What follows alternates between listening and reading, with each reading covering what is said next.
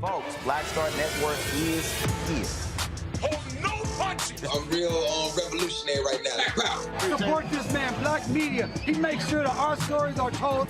Thank you for being the voice of Black America, Roland. Stay black. I love y'all. All momentum we have now, we have to keep this going. The video looks phenomenal. See, there's a difference between Black Star Network and Black-owned media and something like CNN. You can't be Black-owned media and be scared. It's time to be smart. Bring your eyeballs home. You dig?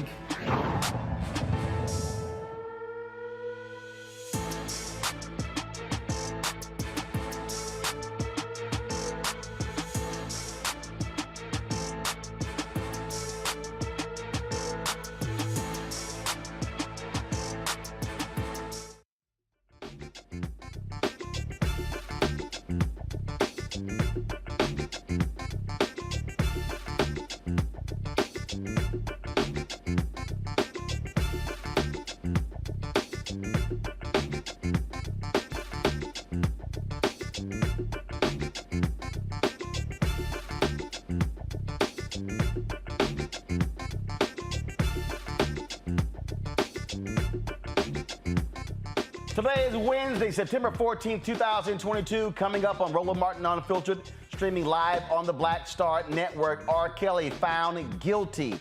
Child pornography charges in Chicago. Will tell you charges he was acquitted of in this latest legal battle with the convicted singer. Also on today's show, we'll talk about child poverty. The recent bill passed by the Biden administration has had a positive impact on cutting child poverty, and specifically how that impacts African Americans. We will talk with economist Dr. Bill Spriggs about that.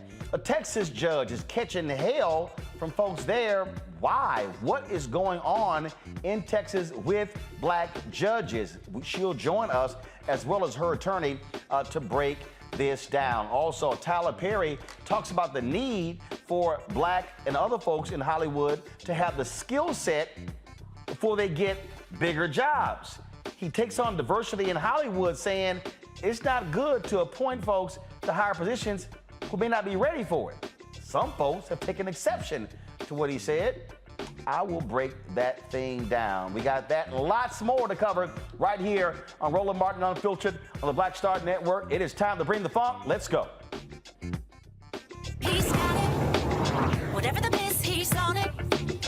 Whatever it is, he's got the scoop, the fact, the find. And when it breaks, he's right on time and it's rolling.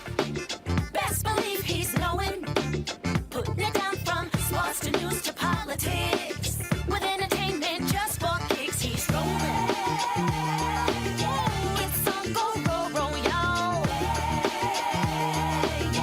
It's rolling Martin, yeah. Rolling with rolling now.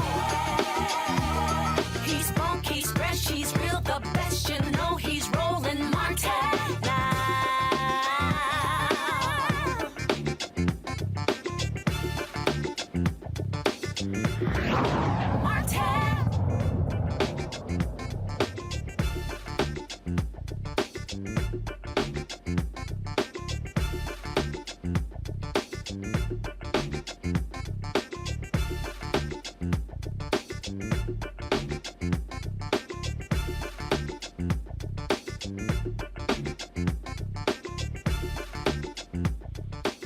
All right, folks, welcome to today's show. Child poverty is a huge issue in this country. Remember when Republicans allowed the Earned Income Tax Credit to expire? That caused a significant issue in America. Well, guess what? According to the Census Bureau, the number of children living in poverty fell dramatically last year.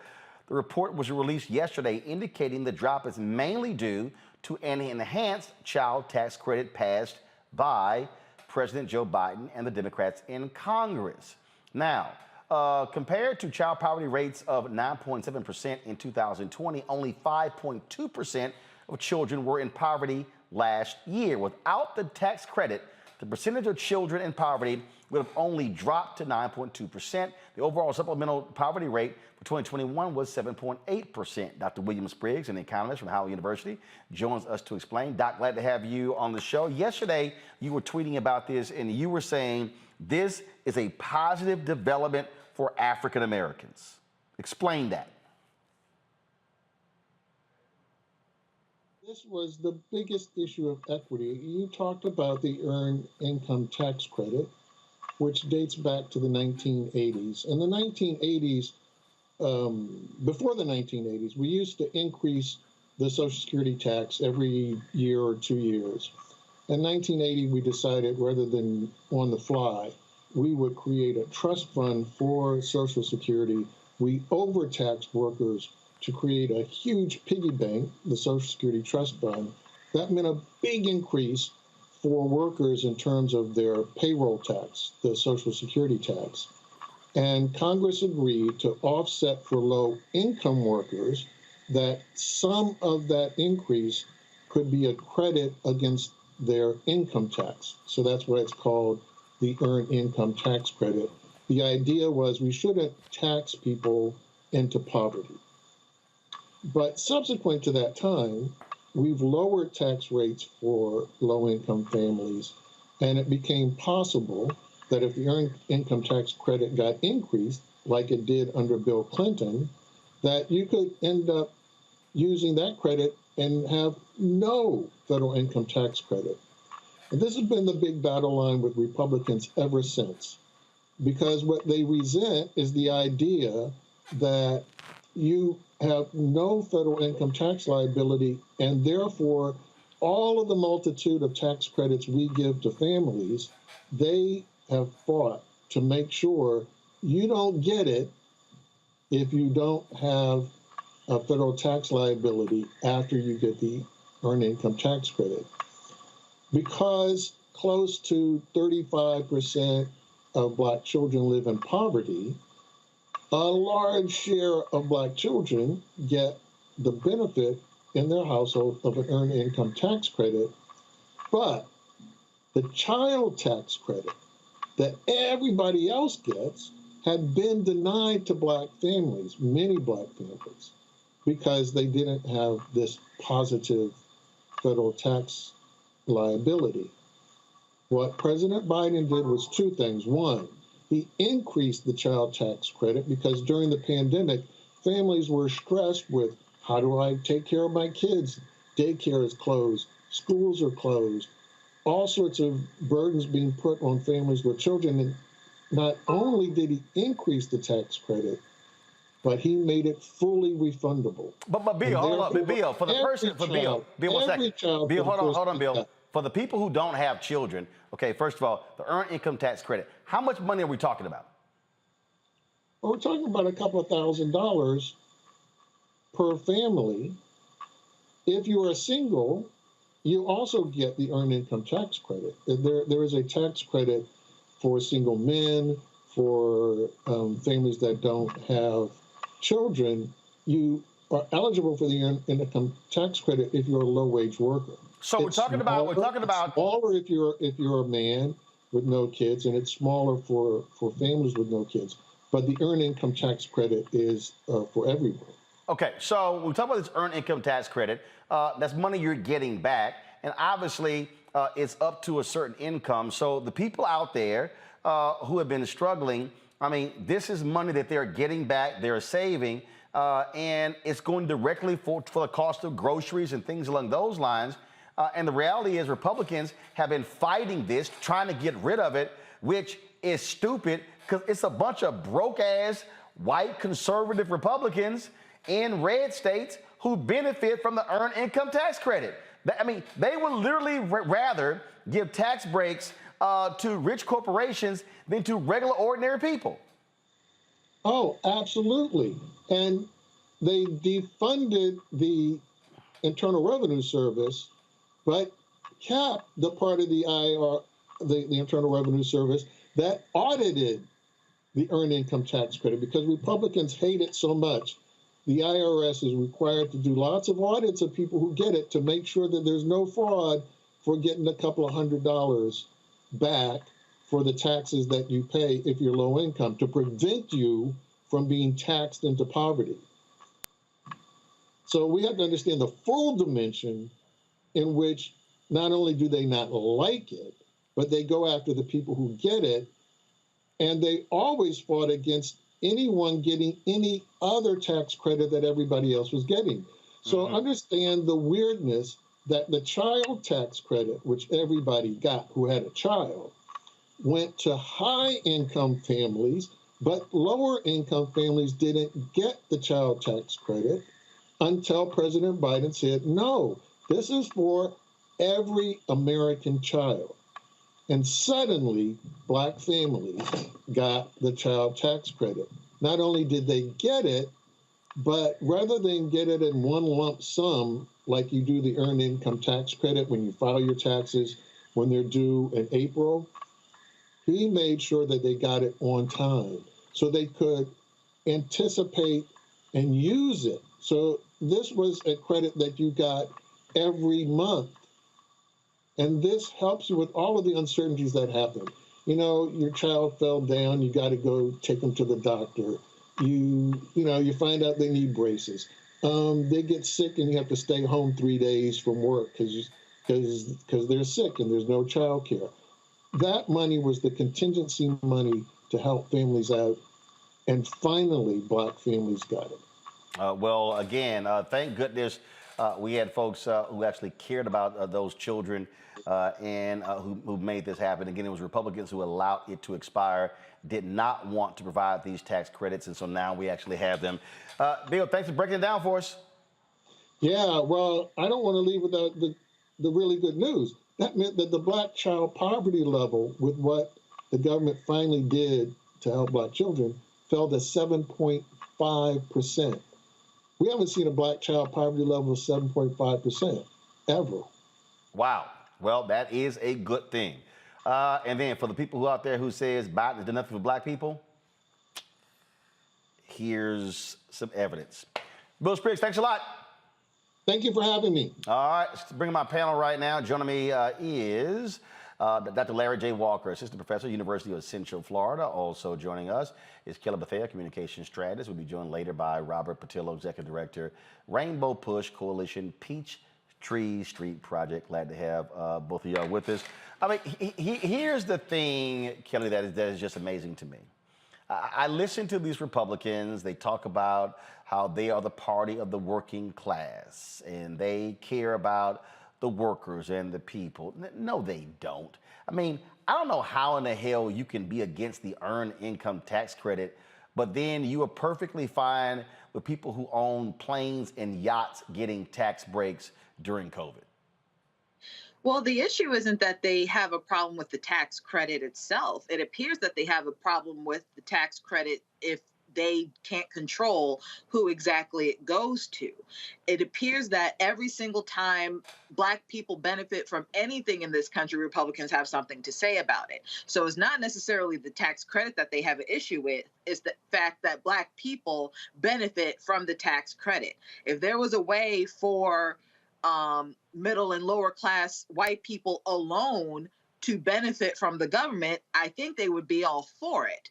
But the minute that it trickles into other communities, minorities, BIPOC, Black people, whomever, that's when they have a problem with it. And that's when you see the pushback for things that make sense, even though it's against their own interests as a whole. Larry? Yeah. So, Roland, I mean, the findings from the study are really important in terms of, addressing issues relating to childhood poverty in the United States. And one of the things that I'm concerned about is we've seen a lot of the issues, we talked about health issues, economic issues exacerbated during the pandemic, that now that, this has expired, that we'll see a reverse of these numbers. And we just saw my colleague in a previous segment, talk about the drop in Black child poverty. And I'm concerned because in certain jurisdictions, you have already dealing with issues relating to housing and food insecurity, that we may see these numbers dramatically increase over the next couple of years. So it's important when we hear people from, particularly the Republican Party, talk about issues relating to everyday working Americans, that we know that this works. So why not just make it permanent to ensure that all Americans, particularly we talk about members of the Black community, have the opportunity to put food on the table, have the opportunity to take public transportation. We talk about, obviously, the issues of the last couple of months of the rising gas prices. They're dropping now. But in terms of dealing with some issues relating to paying for gas and a lot of other issues, also just simply saving money.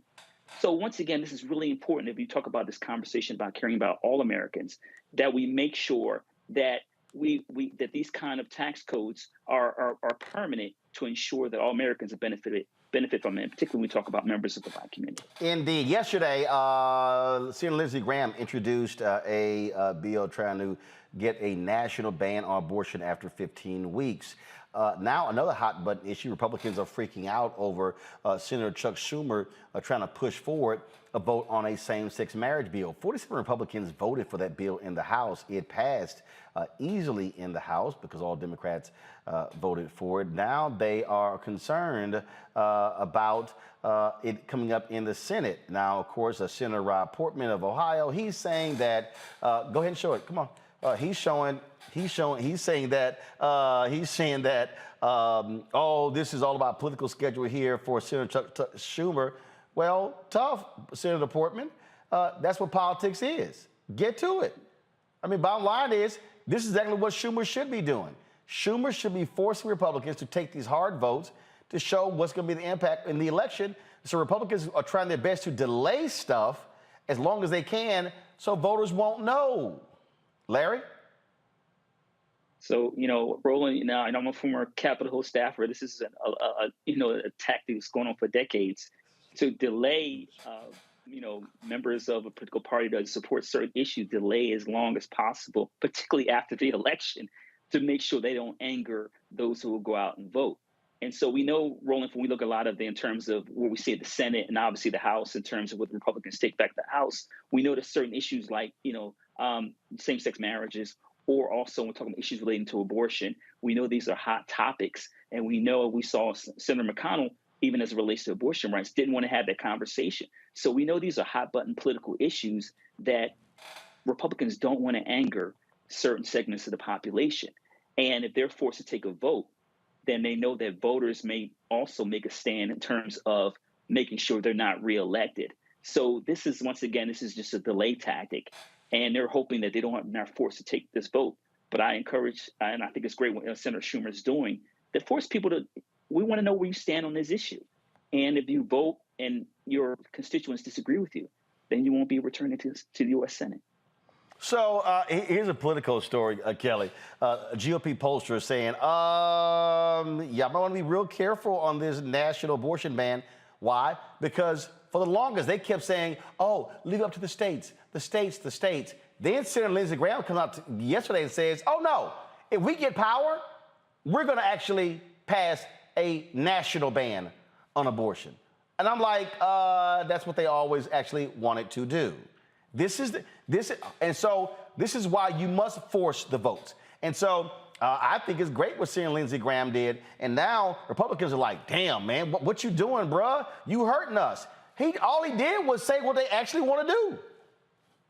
Not only that, but if you've noticed across the political field right now with these statewide votes for Congress and the Senate, a lot of these GOP candidates are wiping clean any mention of Trump or MAGA or anything like that for the next month and a half until the election day. Why? Because they want to be as centrist as possible, as amenable to independence as possible, because they know they'll get the Republican vote. They're looking for independents, and they're looking for moderate Democrats who are tired of the infighting in the Democratic Party as well. So it's really interesting to me how you have on the Hill, such as Graham, saying, oh, we're going to have a national ban on abortion, this, that, and the third. But if you look at polling, if you look at specifically statewide polling per state, nobody wants that. No Democrat, no Republican, no one.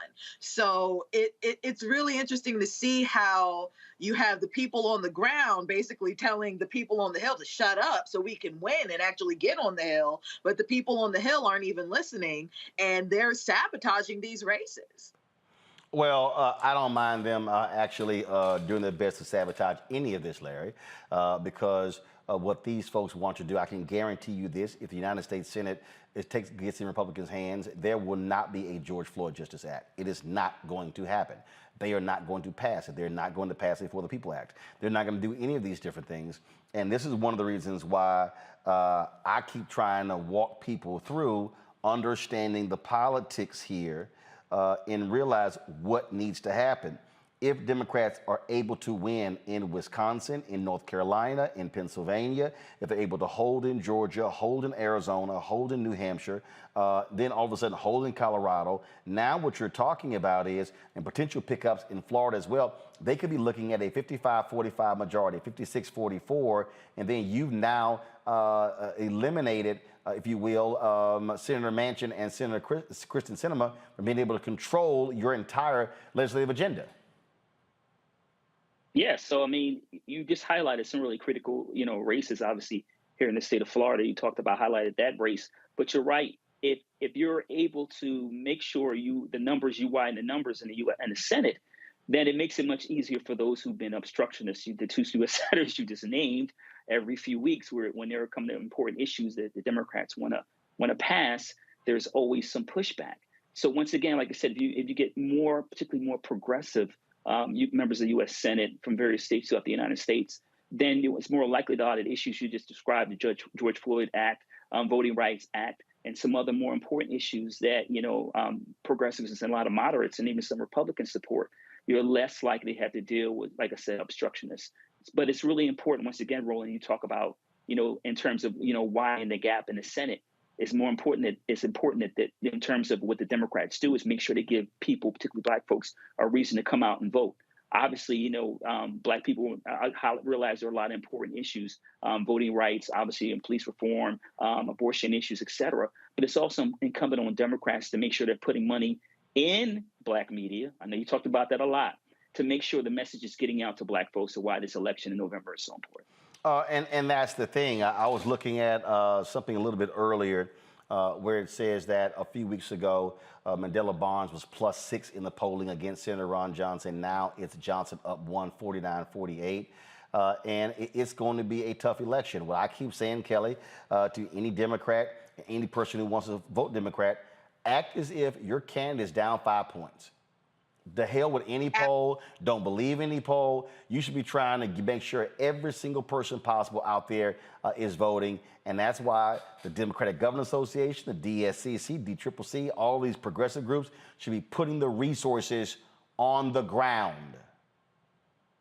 Absolutely, but more importantly, you can't take the Democratic vote for granted either. So what I have been seeing is, again, a lot of these hot topic, hot button states.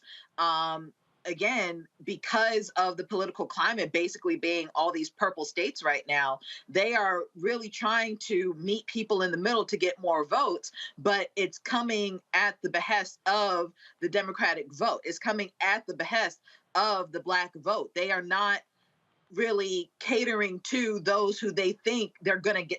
They are taking that vote for granted. And I would encourage everyone in these states to not do that, because that's how these polls are coming up. That's why you shouldn't necessarily believe the polls, but that's also why you should at least give credence to some of them, because that's how Barnes's polls have gone from up 6 to down by, according to that, 7 or 8 points. No, not down 7 to 8. He's down 1. It's 49-48. That's I thought you said he was up. He was up. He was up 6 in polling about a month ago. The new polling from Marquette shows he's down 1. Oh, he's down 1 from the 6. Okay. Understood. No. A month ago, the polls show he was up 6 points against Ron Johnson. The Marquette poll shows he's now down 49-48 to Ron Johnson. So he's actually dropped. Right. So then he lost 6. He lost 7. He's lost. He's gone. So now that's likely voters. And again, the bottom line is this here: these polls are going to fluctuate depending on what's happening with the politics. What I still argue is, for anybody out there, ignore any of the polling. Forget the one he was up 6. If any poll is showing that Val Demings or Sherry Beasley or Fetterman or anybody is up, no. Operate as if they are down, way down, because that's when people get comfortable. Oh, polls show up by 4, or I can relax. No, you can relax when the polls close in your state. No, and I agree. I mean, that was my point. What I'm saying is, don't take these votes for granted. Fight for every single vote. Don't just fight for the votes that are, slated to be independent and could go either way. Fight for the Black vote. Fight for the minority vote. Fight for the Democratic vote. And stop trying to be so centrist so that you can leverage that into votes that you don't even know whether or not you're going to get. Fight for the ones that you're supposed to get too. Well, I just think that what's happening here is, and seriously, I really don't understand it, Larry. We are now inside 60 days. Inside 60 days. Other than the Democratic National Committee, guys, get that ad ready. Other than the DNC ad, there's been nothing not on this show, and I've been talking to other folks in Black-owned media. They haven't seen anything. And what these folks are doing is the exact same thing that they always do. They wait to the last second, and all of a sudden, let's now do a sprint. And so they're dumping this money all these other different places. And it's kind of like, okay, you've got the environmental organizations, got $300, $400, $500 million they're going to be dropping. Haven't heard from any of them. Reproductive rights people, haven't heard from any of them. And so they're just hoping we're just going to come out? No. Spend the resources, and that's the piece. And this whole idea of just keep buying TV ads, it reaches a point, and I can tell you right now, it reaches a point where that's just not it. It's also a different level of messaging, but also it's how you message as well. So here's the DNC ad, the DNC that voiced by Jamie Harrison, but we've been running for the past couple of weeks here on Roland Martin Unfiltered, and I'm going to play you an ad by Congressman Eric Swalwell that I thought was pretty damn good. So here's the DNC ad that they have been actually paying us to run. Can you believe the nerve of these Republicans? They only want to block progress for our community. They talk about cutting Medicare and Social Security. They played politics with veterans' health care. They voted against the George Floyd Justice and Policing Act and funding for our HBCUs, and against lowering prescription drug costs for our seniors. These Republicans keep trying hard to stand in the way, but President Biden, Vice President Harris, and Democrats won't let them. They are delivering for us. The Democratic National Committee is responsible for the content of this advertising. Now, that's paid ad buy, makes perfect sense, and so we've been running that on the show and also on social media as well. But these other folks, like even these Senate candidates, I'm going, what are they doing? Makes no sense to me. But I will say this here. If you want to talk about one of the best ads I've ever seen, and it did not come from the DNC, didn't come from the DSCC, any of them, Congressman Eric Swalwell, his team put this ad together. I'm like, Democrats, y'all might want to go to his ad team, because this is how you put together a political ad. You know what's on the ballot. It's not just legislation and policies we believe in. It's democracy, our democracy. There's a choice on the ballot between freedom and fear, between cruelty and compassion, between chaos and community, between voting or violence, and the end of rights generations have fought for. The extremists have a plan, a roadmap for a nation where your voice is silenced and your vote is a memory, where they count their votes and cast ours aside. That's why this year, this fight, this vote is so important.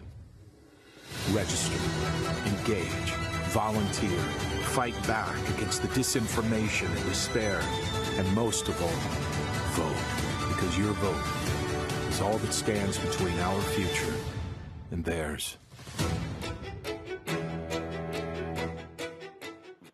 That was a damn good ad. I would say that he hires the folks with the Lincoln Project. And again, when I'm talking about how do you speak to people, here's a Lincoln Project ad that's specifically talking to women and the power of the female vote. They want us to feel defeated. They tell us there's nothing we can do to stop a Republican wave. We proved them wrong. In one of the most conservative states in the country, voters, led by a quiet army of patriotic, determined women, said enough to radical Republicans invading our privacy, our bedrooms and bathrooms, and our liberties. They want us to be scared, but we won't back down. We will keep fighting. We will keep voting. And there's nothing more American than that.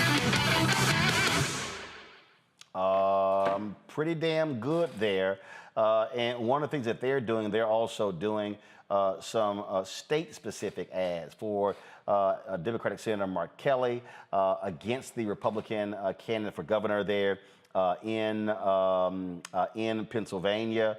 And Don Winslow, who's a book author, who's literally retired from writing books to put together his own ad campaign.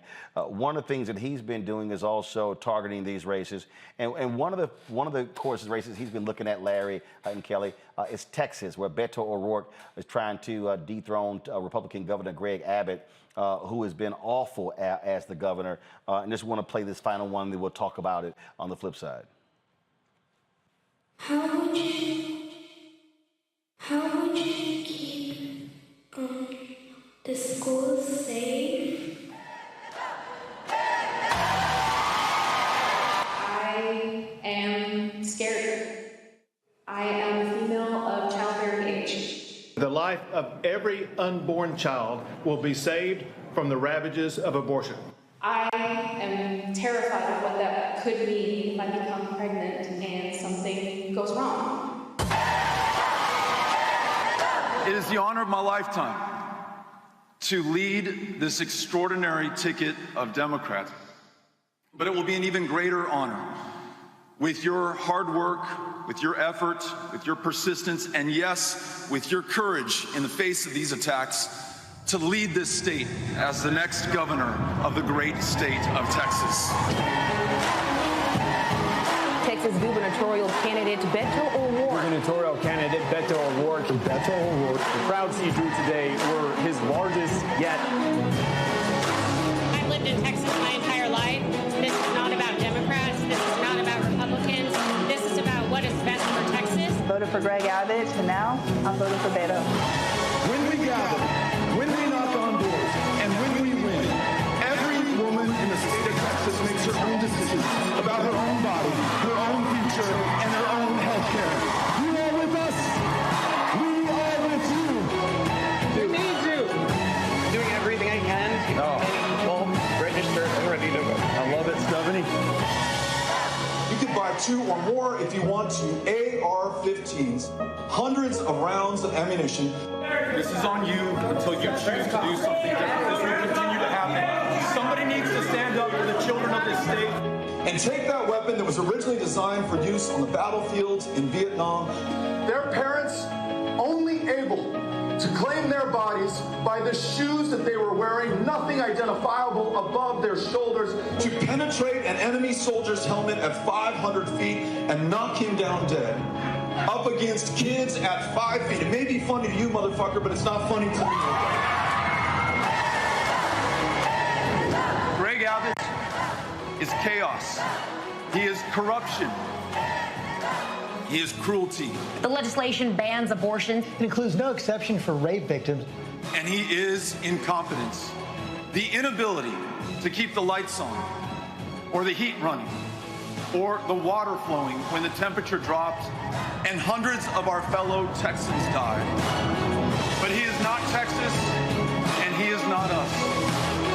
And I'll tell you, the answer to this moment is action. Very few generations are afforded the opportunity to fight for the state of Texas when everything, and I mean everything that we care about, is on the line. Follow Don Winslow. We do not accept donations, but would appreciate your retweet. If you are going to fight Larry Kelly, then you must fight.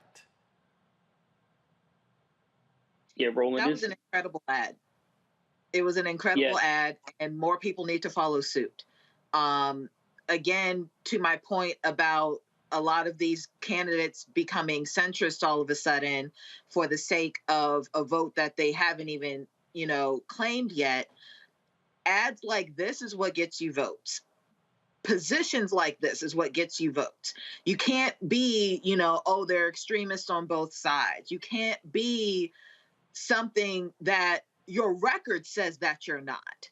You have to be yourself. And Beto O'Rourke has been himself. Eric Swalwell has been himself.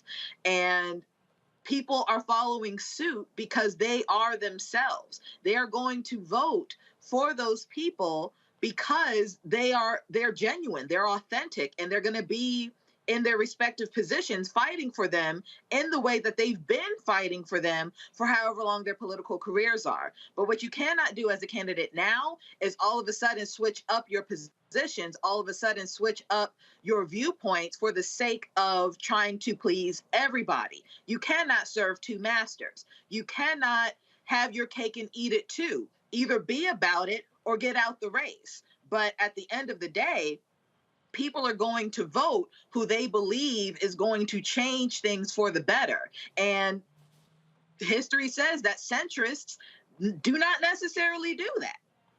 But here's the deal, Larry, and again, I go back to this political story here, right here. Despite misgivings, GOP rallies behind MAGA Senate candidate in New Hampshire. I am telling people this repeatedly. Republicans yes, there are Republicans who are opposing the MAGA candidates. Yes, you had folks, Chris Christie ran against Donald Trump. But what happened when Trump won the nomination? They fell in line. And these folks are falling in line, which is why I keep saying you can't trust them. You got to defeat all of them. An age-old political idea is people want to, even, for some, particularly the Republican Party, for individuals who are extreme right, as far right as you can get, insurrectionists, et cetera. You're right, Roland, but we've seen this play out in the elections over the last couple of years. Regardless of how far right and how much you hear members of the Republican Party complain, they still support these candidates who want to end our democracy. So it's incumbent on Democrats to make sure, in terms of GOTV, in terms of these kind of ads, that make it explicitly clear what's at stake in terms of women's rights, in terms of violence, not only in schools and overall in our communities, but also in terms of Abbott. They talked about the issue relating what happened in Texas and the hundreds of lives that were lost. That's it. Absolutely. Folks, hold tight 1 second. We come back. We're going to talk about all of these big settlements, police brutality cases. Oh, they're having an impact because the insurance for the cities are going up. We'll discuss that next right here on Roland Martin Unfiltered. Also, Tyler Perry says, look, there's some folks getting promoted in the interest of diversity who ain't earned it. He's saying build a skill set to succeed. Others are not happy Tyler said that, but he's actually right, and I'll explain it. Folks, download the Black Star Network app on all platforms: Apple phone, Android phone, Apple TV, Android TV, Roku, Amazon Fire TV, Xbox One, Samsung Smart TV, and of course, you can support us in our Bring the Funk fan club. Your dollars make it possible for us to do what we do.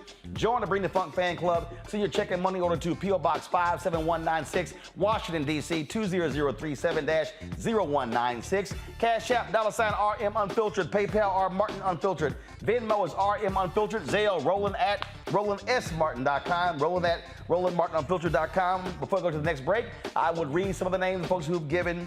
We'll be right back.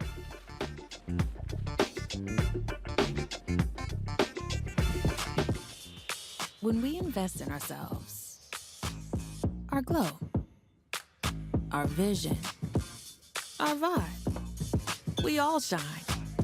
Together, we are black beyond measure. Hatred on the streets, a horrific scene, a white nationalist rally that descended into deadly violence.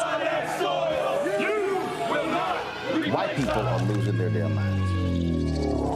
As an angry pro-Trump mob storms the U.S. Capitol, we've seen shooting. We're about to see the rise of what I call white minority resistance.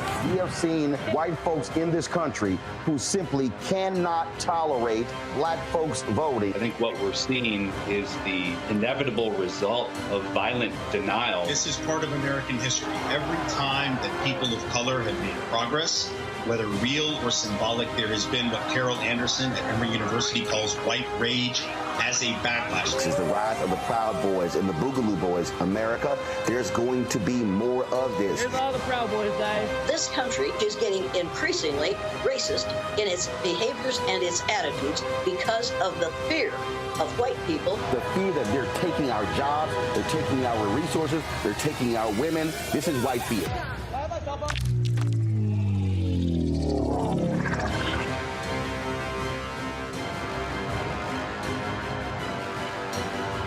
When we invest in ourselves, we all shine. Together, we are black beyond measure. What's up, what's up? I'm Dr. Ricky Dillard, the choir master. Hi, I'm Amber Stevens-West from The Carmichael Show. Hi, my name is LaToya Luckett, and you're watching Roland Martin Unfiltered.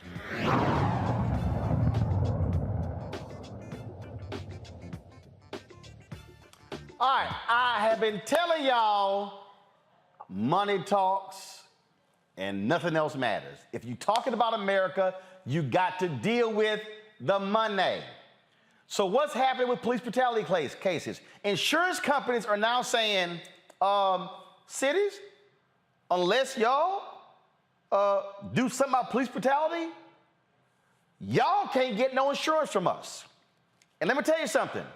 Cities do not want to be on the hook for paying out $50, $100, $200 million in settlements.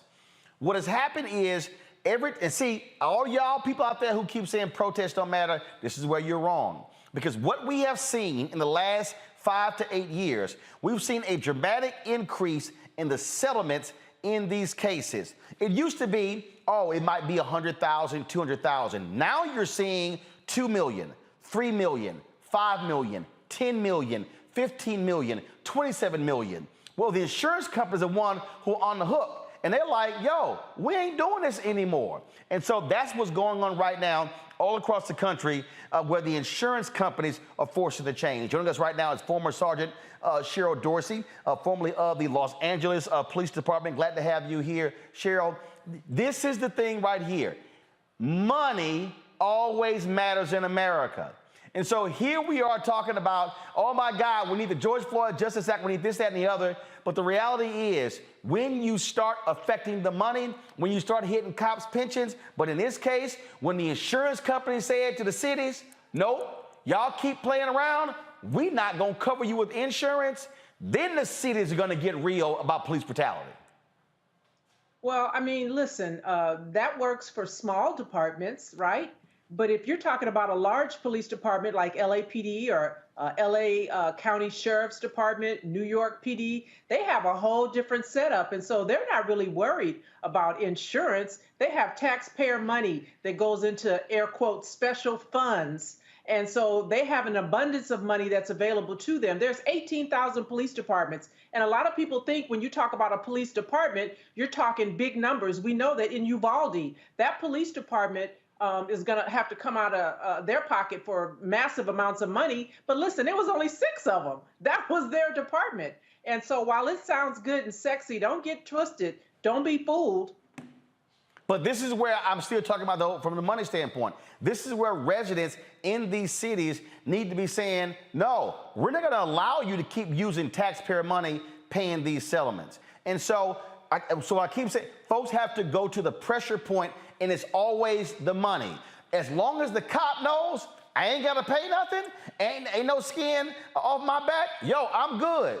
No, you start hitting the money, that's when all of a sudden folks gonna realize, I'm gonna think twice before I pull this baton out. I'm gonna think twice before I pull this gun out. I agree with that, but again, the money is not coming from the police officers, and so absolutely we need to do something to deter this bad behavior. Because listen, have you seen a cessation in police use of force, in deadly use of force? It continues, and part of it has to do with qualified immunity. That's what gives officers shelter. That's what prevents an individual officer from being held financially liable, as well as that agency, AKA taxpayer. Robert, bring you in here. To me, this is where, again, if you're trying to change something, you bring the pressure to bear on all points at all times in order to affect change. That's how it actually can happen. You're correct on that. I think you have to have the judicial aspect of this, where you continue to have settlements in court. You have to have the public policy aspect of it, where you can go to the polls, change your mayor, change your city council, change your policies that are put in place. And then also, as was just said, we have to attack qualified immunity for police officers, because at the same time that you're hitting the cities in the pocket, we need to have the ability to hit these officers directly in the pocket. So I don't think any effort is lost effort. It's a contained circle. The more continuous pressure we can put on at all corners to make sure that these officers are brought to justice, and that the ones who are serial offenders are no longer police officers, and to ensure that we're changing standards and practices, training procedures across the country to make these rare, if not singular events when they take place, instead of being rampant as they are today. I think all those efforts are necessary. And as long as we can work towards that goal, I think we all need to be pushing in that same direction. But even when we talk about those, Cheryl, you mentioned these smaller departments, this is also what's going to happen is they're going to be trying to look to folks, maybe states and whatever. And again, people have to, I think the strategies are different. This is what I explain to people, we connect the dots. You can't just be locked into saying, hey, I'm going to protest. No. What is the targeted protesting? How are you specifically going after people? And so we're talking about qualified immunity. You can't just look at it from the federal level. That's where you're also looking at changing those city contracts with those unions as well. That's how folks have to be targeting and directing their protest.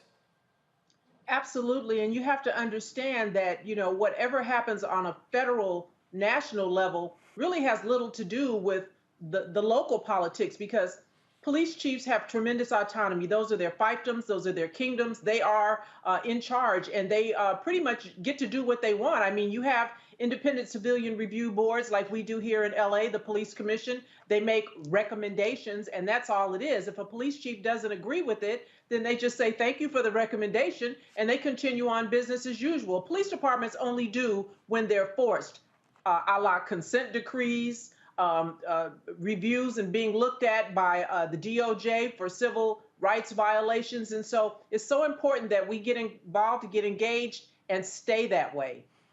Larry? Roland, these issues in terms of these payouts, we've done, like you said, we've seen a dramatic increase in the amount of money jurisdictions are forced to pay because of behaviors of, one or several members of their police department. But the bottom line is voters have to hold people up, in terms of, you talked about the contracts and negotiate with the unions, but also in terms of elected officials, hold them responsible in terms of making sure they hire someone who's a police chief to make sure they hold these individuals responsible. But you're right, Roland, the bottom line is if you start if that money that has to be paid out comes out of someone's pocket that is responsible for creating this deed, then you'll dramatically, I'm assuming you'll see a dramatic change in what happens in terms of interaction with law enforcement, particularly with those with Black folks. But once again, we have to hold people responsible who are forcing, taxpayers to pay millions of dollars, like you said, in some of these payouts. Kelly, money. And I think as these cases continue and the payouts increase, you're going to see people understanding, wait a minute, what the hell are we doing? This is also where I believe, if you're talking about Democrats and Republicans, where if you are one trying to change it, you should be challenging these so-called fake-ass fiscal conservatives who say nothing about these millions and billions being paid out. Oh, they care about everything else. They care about somebody, misusing a welfare card for $200, but they don't give a damn when a cop cost the city $27 million for killing somebody. Yeah, again, you're right. It's about the money. You got to hit them where it hurts. But there are other pain points that you can hit so that this kind of stuff doesn't necessarily happen nearly as often, if at all.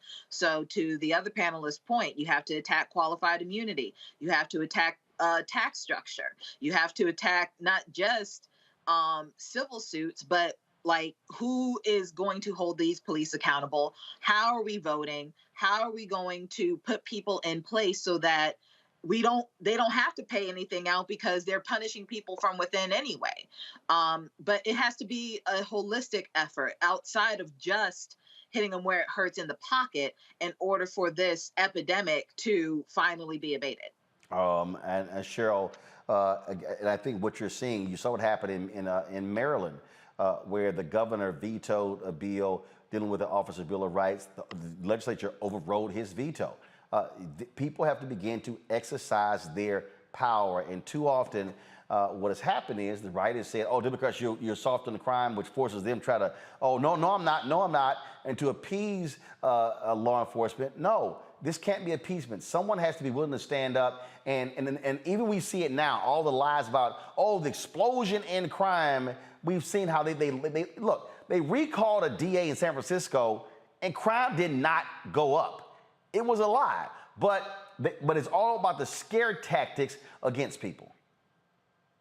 No doubt. And listen, police officers are savvy. I know this to be true, having spent 20 years in an LAPD uniform. And when officers get butthurt because they're, compelled to do the thing they said that they were going to do under oath, which is protect and serve, then they slow their response time. And, patrol officers can make a patrol captain and ultimately their police chief look really bad, depending on how they respond, how they provide those services. And when officers start to hold back, when they respond slowly or not at all, or when investigations or homicides aren't cleared, when homicides continue to rise, who's most affected? It's the minority communities, it's the Black and brown folks who are affected by the lack of resources and the lack of response. And so understand that every police chief serves at the pleasure of an elected official, and elected officials understand one thing and one thing only, and that's votes. That's it. They understand the vote. Cheryl Dorsey, I certainly appreciate it. Thanks a lot. Thank you. All right, folks. When we come back, we're going to talk about Warnock, Walker, finally going to debate. Maybe. Fetterman, Oz, they're going to debate as well. And we'll talk about Tyler Perry's comments regarding diversity in Hollywood. It rankles some because he said there are some Black folks and others who are getting the jobs based upon diversity who don't need to be there because they aren't trained to do the jobs. Folks are upset. I don't see the lie. I'll break it down on Roland Martin Unfiltered. Don't forget, download the Black Star Network app, Apple phone app, Android phone, Apple TV, Android TV, Roku, Amazon Fire TV, Xbox One, Samsung Smart TV. Also, our goal is to get 2,000 people this month contributing at least $50 for our Bring the Funk fan club to raise $100,000. But we're going to do that each month between now and the end of the year. That pays for us to be able to cover the stores that matter to you, hitting the road, the campaign trail as well. You can send your check and money orders to P.O. Box 57196, Washington, D.C., 20037-0196. Cash App is $ RM Unfiltered. PayPal is our Martin Martin Unfiltered. Venmo is RM Unfiltered. Zelle is Roland at RolandSMartin.com. Roland at RolandMartinUnfiltered.com. And don't forget, my book, White Fear, is out. How the Browning of America is making white folks lose their minds. Get the book, folks, not just, of course, in bookstores. You can download the book on Audible as well. Yes, I recorded the audio, 3.5 hours. It's not going to take you all day. We've already had some folks who have been recording it, and I certainly appreciate, downloading it and commenting. And so if you do download it and listen to it, leave a comment as well. We certainly appreciate it. You can order White Fear, folks, in a variety of places. Ben Bella Books is the publisher. You can go to their website, order direct. You can also go to Amazon, Barnes & Noble, IndieBound, Bookshop, Chapters, Books A Million. You can also order the book at Target.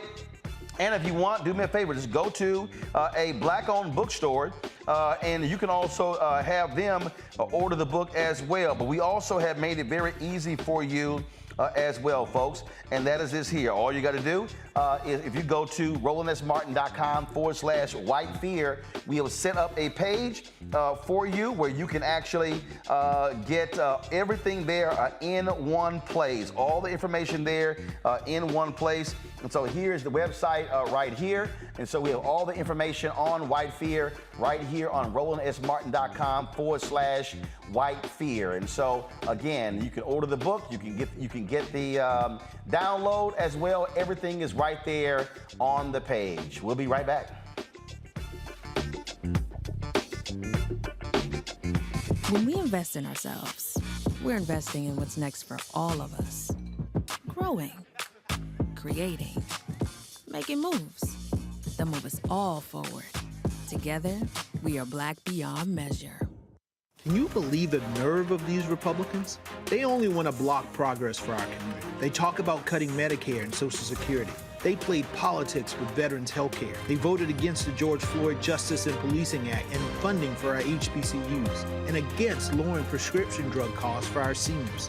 These Republicans keep trying hard to stand in the way, but President Biden, Vice President Harris, and Democrats won't let them. They are delivering for us. The Democratic National Committee is responsible for the content of this advertising. When we invest in ourselves, we all shine. Together, we are Black beyond measure. When you talk about blackness and what happens in black culture, we're about covering these things that matter to us, speaking to our issues and concerns. This is a genuine people-powered movement. There's a lot of stuff that we're not getting. You get it, and you spread the word. We wish to plead our own cause. Too long have others spoken for us. We cannot tell our own story if we can't pay for it. This is about covering us. Invest in black-owned media. Your dollars matter. We don't have to keep asking them to cover our stuff. So please support us in what we do, folks. We want to hit 2,000 people, $50 this month, raise $100,000. We're behind 100,000, so we want to hit that. Your money makes this possible. Checks and money orders go to P.O. Box 57196, Washington, D.C. 20037-0196. The Cash App is $RM Unfiltered. PayPal is R Martin Unfiltered. Venmo is RM Unfiltered. Zelle is Roland at RolandSMartin.com. My name is Charlie Wilson. Hi, I'm Sally Richardson Whitfield. And I'm Dodger Whitfield. Hey everybody, this is your man Fred Hammond, and you're watching Roland Martin, my man, Unfiltered.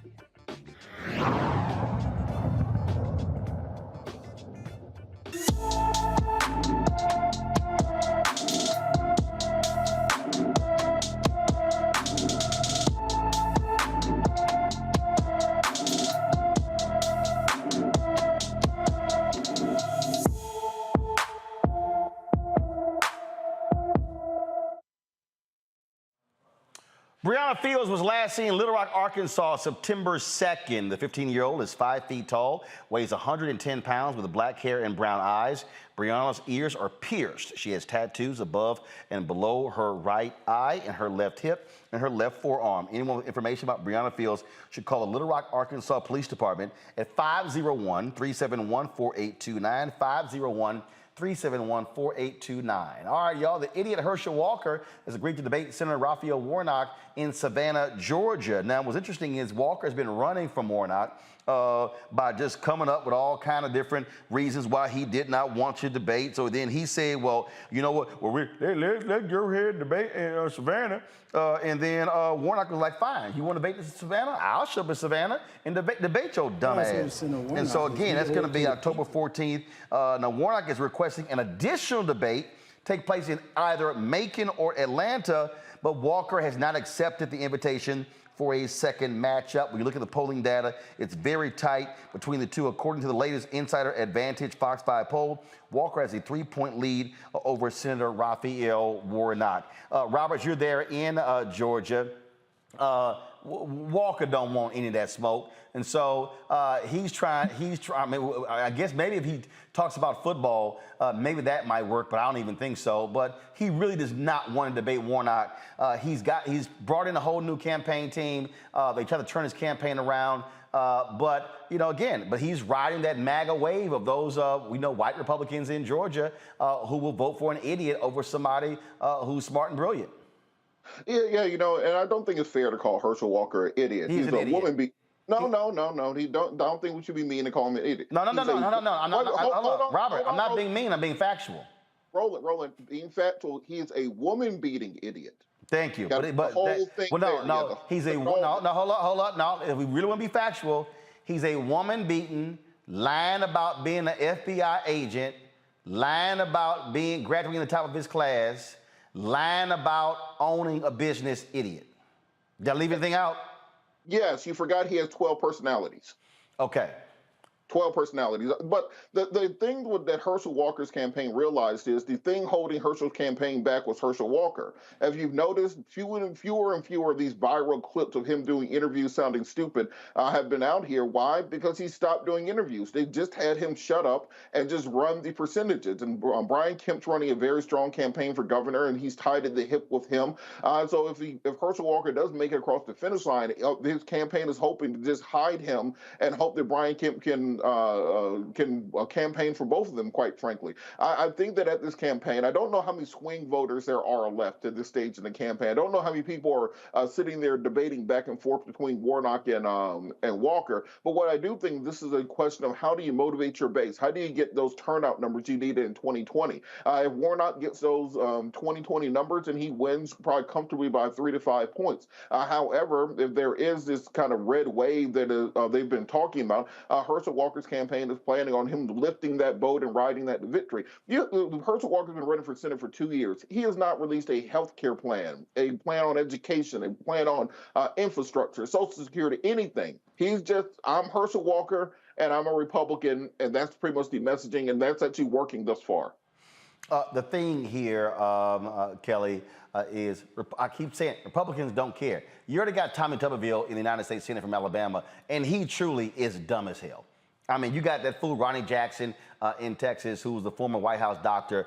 True idiot. He's dumb. Louis Gohmert is leaving Congress, and for the longest, he's been the dumbest member of Congress. The GOP doesn't care. They care about winning. And it's unfortunate because it's coming at the expense of the lack of intelligence of these candidates and these people. They are leveraging they're leveraging idiots for a vote, and it's sad that we are being by we I just mean Black people in general. They are being tokenized by this party for the sake of power. It is clear that Herschel Walker is in no way qualified to be a candidate of anything. And yet, because of the thirst for power, he is being propped up in the polls. He's being propped up in this party that does not care about him whatsoever. It is sad. Like, yeah, we can make jokes about it. I've certainly thrown out a few, but at the end of the day, it really is pathetic and on some level just sad seeing this man being I don't know whether he's being taken advantage of so much as he's just simply being tokenized, but either way, it is a sad situation that he is putting himself through, and people are also putting him through. Bottom line to me, Larry, if you're dumb, I'm going to call you dumb. That's what he is. The man has no business being anywhere near the United States Senate. Yeah, so, his campaign reminds me when Chuck D from Public Enemy said, every brother ain't a brother. Herschel Walker was just recently complaining about too many trees. But you have people in the state of Georgia willing to vote for him. He has no idea what he's talking about. And he's certainly not qualified to be a U.S. senator. And so I'm hoping that the people of Georgia will make the right decision here. And just like you said, rolling in about 60 days. But when you see this polling numbers, obviously Warnock should be up double digits. But once again, people care. They talk about morals and values and some of these other topics. But what they really care about is power and control. And we already know that Herschel Walker is not qualified. Listen, and when he was at Georgia and when he got to the NFL, we for Dallas Cowboys and Minnesota Vikings. Listen, he's a running back, and what he's doing right now, he's running away from Warnock. He's been running away from him. That's why he won't agree to a second debate. But he is not qualified to be a member of U.S. Senate, and he would be a danger not only to his constituents in Georgia, but also Americans throughout the country. Absolutely. Robert, you about to say something? Yeah, just real quick. I think part of the issue that we're seeing here in Georgia is that Warnock is just entirely too good of a person for the kind of throwing elbows needed in politics sometimes. Their campaign has not talked about Herschel Walker stalking a woman in 2012, stalking a woman in 2002, stalking a woman in 1988. They haven't talked about him holding a gun to his ex-wife's head, holding a razor blade through another woman's neck. Well, Robert, are outside groups doing it? No, we're not seeing that money pouring in. Those commercials should be playing 24 hours a day, 7 days a week, but they are not. They are not talking about him having 12 personalities and writing a book about it. They're not talking about the fact that Herschel Walker literally said that Jesus had dissociative identity disorder like I do because he thought he was the Father, Son, and the Holy Spirit, and who knows how many different alternates. Herschel calls his other personalities alternates. How many other alternates there are? And he said, I didn't even realize it. My teammates didn't realize it. They just thought I was having mood swings. This is the person who might be a United States senator and be voting on whether or not you get health care this time next year. So the fact that they're not exploiting that, they're not using this, I know that it seems like quote unquote dirty politics, but they're not making up. But it's true. They're just showing the things that he's already done and admitted to and wrote a book about. Well, guess what? They might want to wake the hell up because it's less than 60 days and time is running out. All right, folks, let's talk about what's happening in Texas. Now, most people, they say, oh, my goodness, Texas is a red state. Yes, statewide. Since George W. Bush was governor by a second term, Republicans have won every statewide seat in the last number of elections, aided on statewide. But they're not particularly happy that Texas major counties have gone blue. Take Dallas County. Dallas County, where I'm registered to vote, used to be Blue County. Then all of a sudden, Republicans took over in the county, and you even had people like John Cruzo, who was a judge who ran as a Republican to retain his seat. But then when Democrats flipped it and they took the county back, then he ran as a Democrat. He's now the district attorney in Dallas County. Well, Harris County, same thing. Republicans used to control a lot of positions. Then Democrats, empowered by inner cities, empowered by suburbs, ran the gauntlet, and they won a significant number of judicial seats in Houston as well. Bexar County, where San Antonio is. Travis County, where Austin is. That's what we are seeing. But what Republicans have been doing is using their power to strategically take out a lot of these judges. I go back to Houston. A lot of them were angry, these prosecutors were angry about bail reform. So what did they do? They got with the police unions, ran against these progressive judges in the primary, and took them out. What's happening now in Dallas County, same thing. How they are strategically trying to target judges, especially Democrat judges, black judges. Here's a case that's happening in Dallas, the case of Judge Amber Givens, of the 282nd Judicial District Court in Dallas County. She's been one of the folks that they have been targeting with an investigation that is, again, and the whole goal is to attack her integrity, to get her off of the bench. Judge Givens joins us right now, along with Pastor Chris Wesley, the senior pastor of Antioch Fellowship Church in Dallas as well. But he joins us from Louisville, Kentucky. Glad to have you here. So Judge, first off, how are they targeting you? How did this thing start? Well, thank you for having me today, Roland. And yeah, I've heard for the last year that I've been investigated. I haven't committed a crime. And in the history of the state of Texas, there's never been a judge that has been indicted for lawfully discharging their duties. And so with that said, I can't speak to beyond that regarding their intentions, but I will tell you that the timeline is interesting. In May of 2020, we saw the awful atrocity of George Floyd's murder.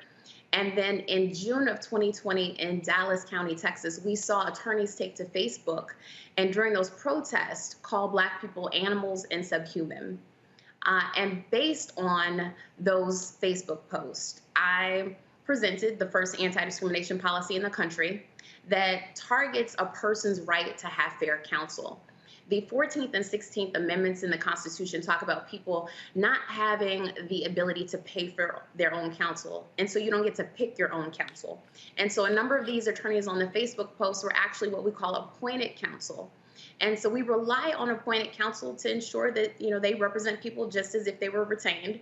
And so I felt like it was incumbent upon us as judges, those of us who determine who gets to represent these people that can't afford their own attorneys, it's incumbent upon us to decide if someone is making comments like that, how can they protect someone's constitutional rights if they don't believe that they are a person in fact? And so from there came the allegations time-wise, and from there came the complaints. So it's resulted in you recusing yourself from 100 some odd cases. These attorneys have been complaining, alleging bias. What's the bias? Well, Roland, I can't speak to what the bias is because from my understanding, it's just a general notion of bias. So I can't tell you. So you just, they get to say, oh, she's biased. And they go, okay, you're right. Well, Roland, actually, judges don't have a right to have a voice in recusals. So I don't get to defend myself in recusals. But I will say this. I will tell you that based on what's been happening in Dallas, I tell people every day to exercise their rights. And as a person, as a citizen myself, I have to do the same. And so my attorneys at Sidley Austin actually took action.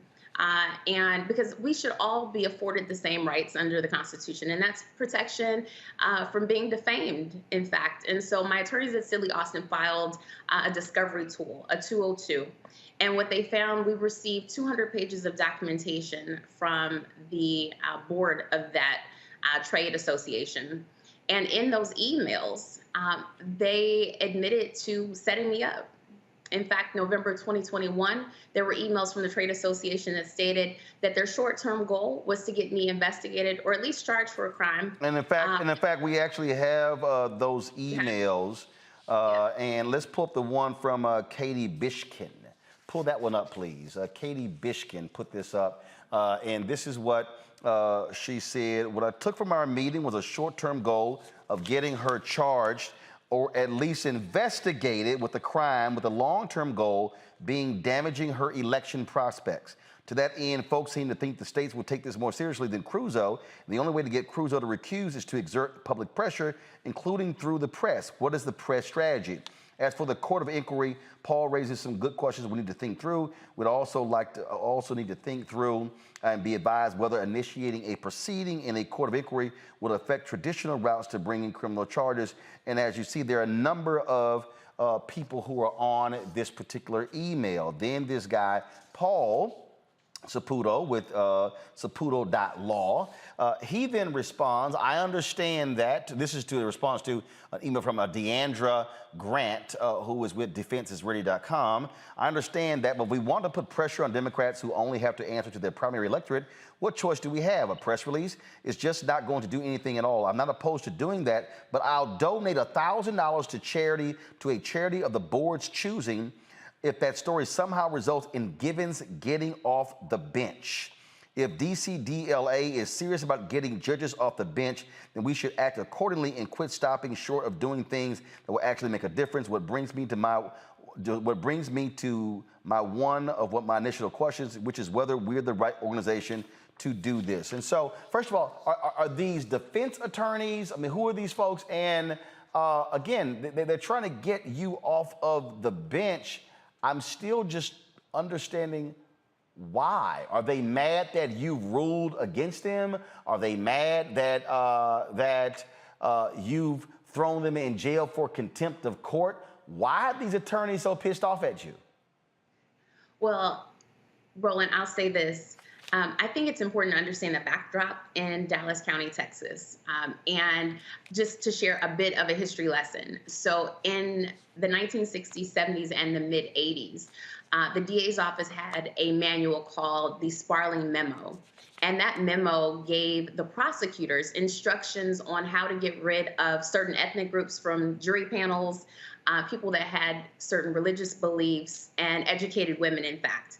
And so it wasn't until the mid-1980s that our U.S. Supreme Court said that everyone, all residents, should be invited to sit at the table. And I tell that story because in Dallas, it was documented, right? This manual that by 2005 actually caused a number of capital murder cases to be overturned because the Texas Supreme Court found that, you know, the juries in Texas had been impacted from the 70s to the mid-80s, that prosecutors were systematically targeting Black residents, that 90% of those that were qualified to sit had in fact been struck for a reason that couldn't be explained other than race. And I tell that story because it's important. I, did not hold anyone in contempt. I, in fact, after George Floyd's murder, simply created a policy that I feel, really is a call to action to the country, because it's imperative that we make sure that we have a true commitment to the equal application of the law for all people. And so, like I said, all I can do is share with you the timeline. I started proposing the policy, and then there came the complaints and the allegations of bias. And so I believe it's important for us to look at things like this, the anti-discrimination policy. And I'm sure in other counties, they have other instances of things that, would require such action by judges. We are governed by what we call judicial canons. And the canons say that judges, if they see behavior like this, that calls into question an attorney's ability to practice, that we shall take appropriate action. And the appropriate action in this sense was to say, if you cannot represent all people, then we should not pay our county dollars to you to carry out that duty. And so from there came the issues, but I want to focus on that positive note that, there's a report called the Gavel Gap. And the Gavel Gap did its last report in 2014, which is interesting because I took office January 1st of 2015. And what they found was a great disparity between those on state court benches and the communities that they serve. And the reason why that's troubling is because diversity of thought is so key. It's important that we have people on state court benches that believe and have a commitment to the equal protections under the laws for all people and those rights afforded people. Pastor West, I'm going to bring you in here. I don't want to curse, but what the hell is going on in Dallas County? Implicit racism. I mean, it's pretty clear. Dallas County is blessed because we have judges just like Judge Givens. 8 of our criminal justice judges in our county are Black women. And we've seen an attack of these groups against these women. One of the things that's interesting is Judge Givens talks about it, that as soon as she proposes this change after George Floyd's death, we all saw it nationwide, that the death of George Floyd peeled the covers back on racial bias in so many different areas. For us, it started to happen in our court system. And so what we're seeing is these racist attorneys who have been public defenders, who have allowed so many of our young people to be put away, now we see what they've been trying to do. And it is a heartbreaking reality for so many of us who believe that Jesus and justice go hand in hand. And so what's happening is now because of what Judge Givens and her legal team has unearthed. It's given us a reason to see light in what they've been attempting to do for so long. I mean, this is just crazy. I know my panel has some questions. Let me start. Robert, you first. Absolutely. So what I see the emails are dated mostly November 2021. What action has been taken against the people on this email chain thus far? It seemed to be very clear collusion and with the explicit attempt of rigging the judiciary, basically. What repercussions will they face? Well, so that's a great question. Like I said, my team has not filed a defamation lawsuit. The goal, because I am a public official, you have to prove actual malice. And so don't go around filing frivolous lawsuits. So I needed the proof that I received in the 200 documents along with the 6-hour deposition where the trade association said that their quote unquote investigation of me was not impartial. And, you know, going forward, I'm having conversations with my legal team. All right. Kelly. I have a lot, but I understand that without malice, there are certain things that you can't do. Is malice one of the components for an EEOC suit as well? Is that something that you've been exploring? I can't say that my legal team has explored that. I don't believe so. I don't believe that that would be something that would be applicable to me. But I believe one of the first questions was about the timing. And so these emails do date back to 2021 when the allegations were initially made. I will say that along with the allegations and having two opponents, God is good that I came out of a 3-person race and won 53% of the vote. And so I've won my election. And so this is about a matter that's bigger than me. It's not about Judge Amber Givens. It's about the fact that we have got to be in a space in this country where we appreciate diversity of thought, where we can truly say that we have a commitment to the law that applies equally to all people. And we see a difference. In Texas, elections are partisan. And so I do identify as a Democrat. And in saying that, there are a number of differences that I see on the bench in Dallas County, Texas, in a red state, blue county, on how Democratic judges have changed the face of the bench. And I don't just mean by color. I mean in the sense that there is more transparency. During the pandemic, we all started actually having virtual court. And so it's something that all people, regardless of where you are, can view. Beyond that, we've created a number of programs to fight recidivism. You know, these are all things that have changed since the face of the bench, since the diversity on the bench has changed. And I think that's something that speaks to why it's so important to make sure that we go out and vote. And as your shirt says, Roland, you know, vote like our ancestors died for that right. And I think oftentimes people question, well, why is it important that I go vote? And I would point to things like this, that it's important because now you have a judge on the bench who saw something like the atrocities that happened at the hands of the police officer that killed George Floyd. We saw what happened on social media. And you have to have judges on the bench that say, for real, equal protection to all people, right? That's why voting is important. It's important because 90% of the cases that are tried in the United States are tried in state courts. So diversity does matter, right?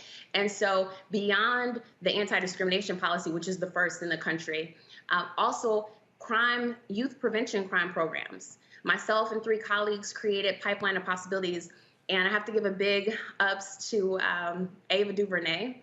We were actually featured on her Apple TV series, Dear, because she encouraged us after watching the 13th Amendment to go into the inner city schools in Dallas County, Texas, that have the highest rates of incarceration and educate the youth about the criminal justice system. And so it's things like this that show why it's so important for us to have diversity on the bench and how that results in true tangible things that change, you know, the criminal justice system and not just simply saying criminal justice reform. Larry? Yeah, so Judge Gibbons, you talked about the importance of diversity of thought, and I think one thing that shouldn't be lost in this conversation is visibility and your role as a Black woman. And can you talk a little bit in terms of what you being on the bench, the impact that's had on in terms of Black folks seeing you, seeing someone who looks like them? We talk about diversity of thought, particularly on the impact on young Black girls. Yes. So it's funny that you bring that point up because in 2019 I was presiding over a murder case, and it was the first time I allowed, I guess, the case to be streamed. And I didn't know what that meant. Even though I'm young, I didn't know that it meant that they were going to be streaming on Facebook. And so the verdict came out, and when I got back to my chambers, I mean, things really do go down in the DMs. I don't DM like that, but I had like 500 plus DMs. And there were people sharing with me that they appreciated me in the virtual courtroom world. And I was thinking, okay, all I did was show up and do my job. But for them, it was about my appearance. And I would say 98% of the comments were positive, but there were that 2% I did get caught in the comments just a tad. But the 98% of the people were saying, oh my gosh, the fact that you show up, I have shaved sides, I wear makeup, you know, some of that offended people, but for the most part, people thought you were really showing our young ladies that they can show up and be their true selves. They don't have to fit or subscribe to these Eurocentric ideals of beauty to show up and be successful. And so I think that was the first instance that I thought, wow, I'm truly impacting people that I will never meet. You know, the people in society that have been marginalized. You know, I myself am one of 7 kids. I was raised in St. Louis, Missouri, and I'm actually in the criminal justice system because my oldest brother was incarcerated twice. And so I found purpose in my pain, which is why, you know, sitting on the bench for me, as I said, diversity does matter. And it shows up for me in the way that it's not a 9-to-5 job for me.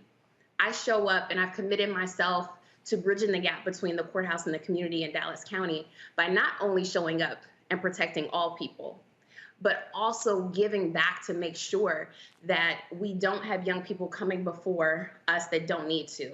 By also making sure that I fight recidivism by giving people access to resources that historically haven't had that access.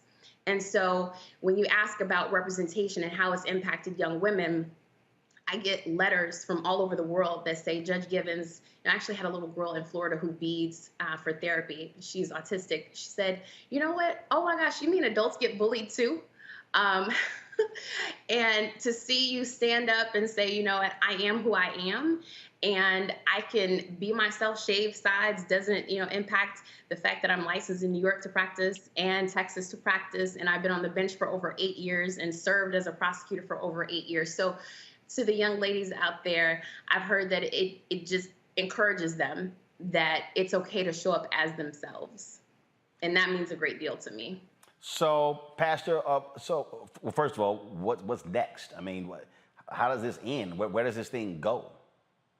It's important for us as a community, one, to not fall for the manipulation tactics.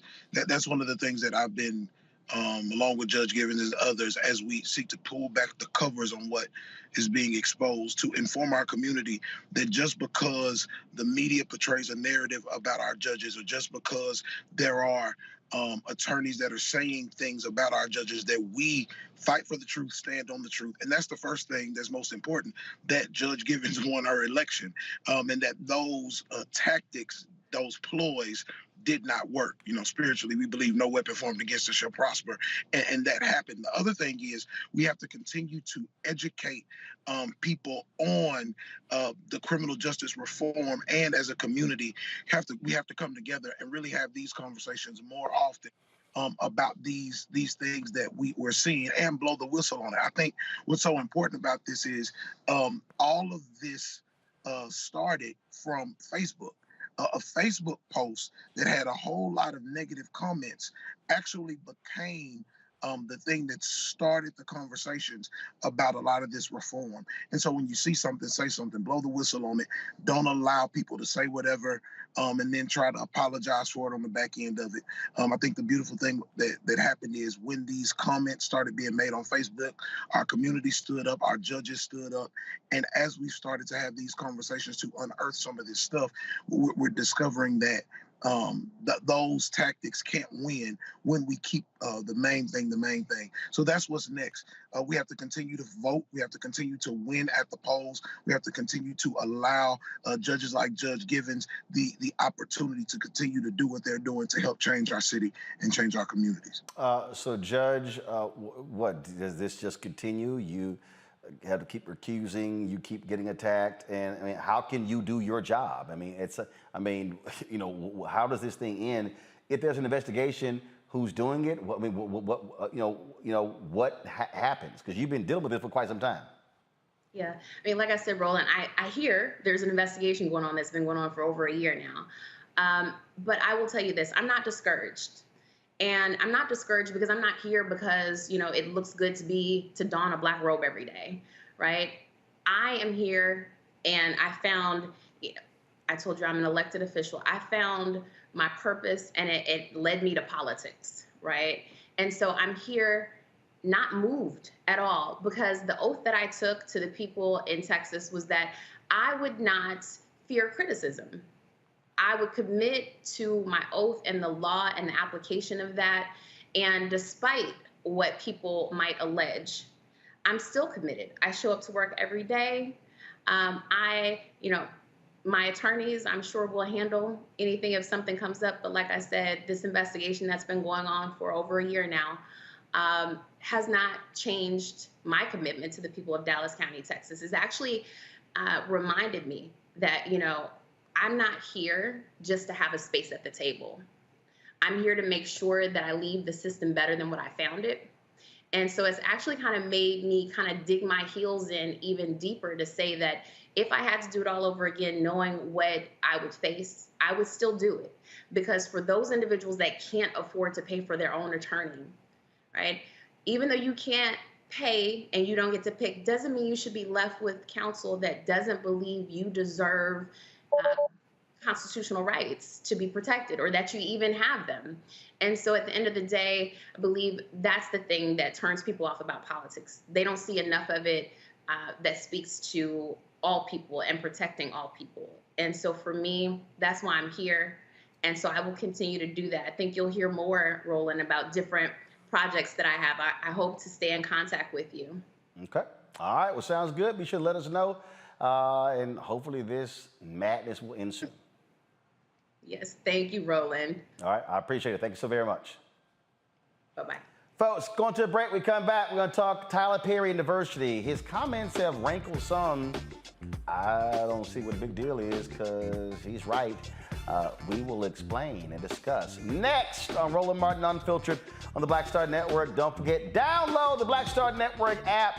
Apple phone, Android phone, Apple TV, Android TV. Come on, let's show it, y'all. Amazon Fire, Roku, Amazon Fire TV, Xbox One, Samsung Smart TV, and of course, you can also join our Bring the Funk fan club. Y'all, available, supporting us in what we do. Of course, check money orders. Go to P.O. Box 57196, Washington, D.C., 20037-0196. Cash App, $RM Unfiltered. PayPal is our Martin Unfiltered. Venmo is RM Unfiltered. Zelle is Roland at RolandSMartin.com. Roland at RolandMartinUnfiltered.com. We'll be right back.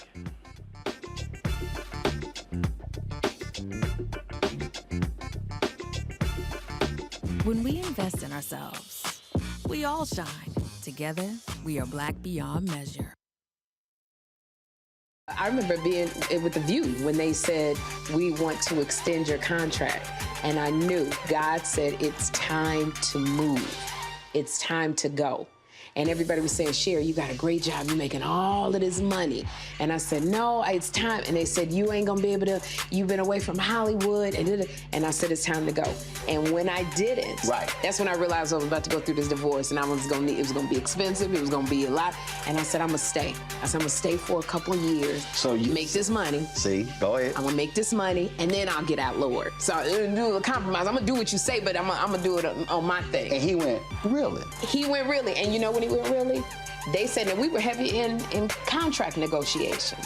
And they came, my manager called, she said, they're not gonna renew your contract. And I went, hey, so wait, what? So, what? Just yesterday, they was offering me more money. She said, they just decided not to renew your contract. And I remember sitting in front of the mirror at The View, and I went, what happened, and it was very clear. God said, I told you it was time to go.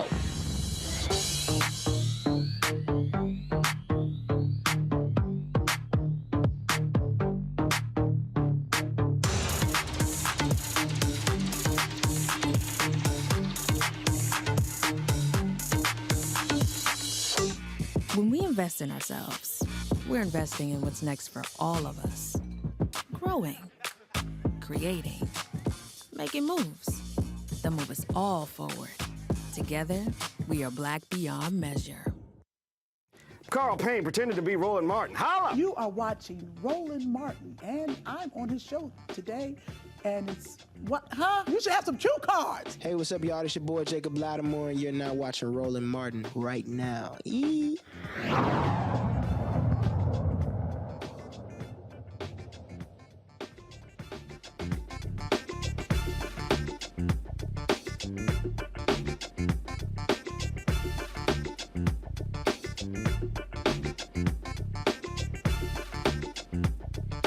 All right, folks, Tyler Perry was in Toronto for the International Film Festival where he was premiering his new Netflix film, Jazzman Blues. It's first of all, he sent me the trailer. It's an unbelievable movie. I cannot wait to see it.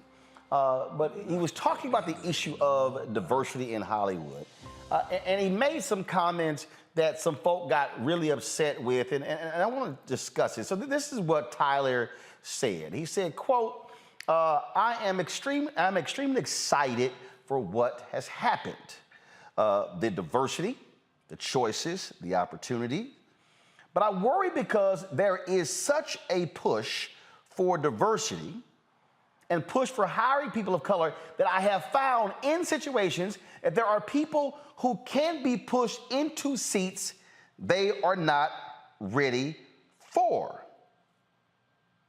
At Tyler Perry Studios, we trained so many people. We brought people in and they do an amazing job, but as soon as people are trained and they know the job, they're snatched up to go to some bigger production, which is fine because if you want to find people who know their job, if they can make it at my studio, they can make it anywhere. What I don't want to have is black people in seats that we weren't ready for. And then have people that are not black that were moved out of seats. If we didn't get qualifications, the teaching or the education to get there, then how are we given the seats so quickly? It's my hope that in all of this change and this push for there to be more inclusion, we're also providing time and training to make sure we can do a great job.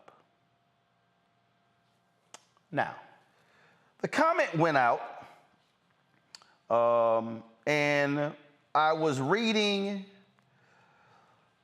a lot of the comments. People like, oh my goodness, what's wrong with Tyler? This is problematic. But I don't understand why folks are saying it's problematic, because what Tyler is saying is actually true. What Tyler is saying, I literally said the exact same thing to black journalists for years.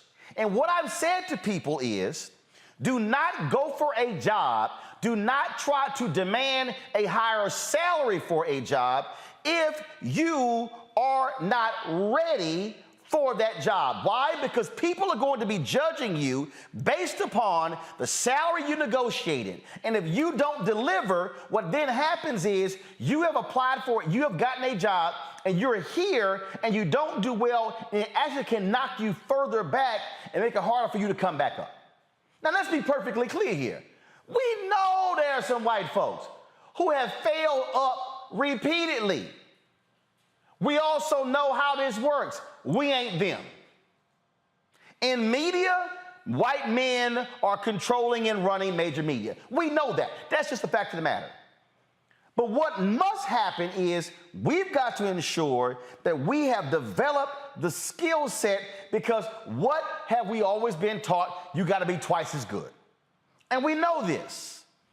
And so when we're talking about jobs, and I've personally experienced it. And I think part of the problem here, to be real honest, is this is the difference between people who've only been employees and never been employers. Because when you've been an employer, you are on the other end. You're the one who has to deal with the person who thought they or said, I can do this, this, this, and then they couldn't. Y'all, we've been there. We've had folks apply for jobs.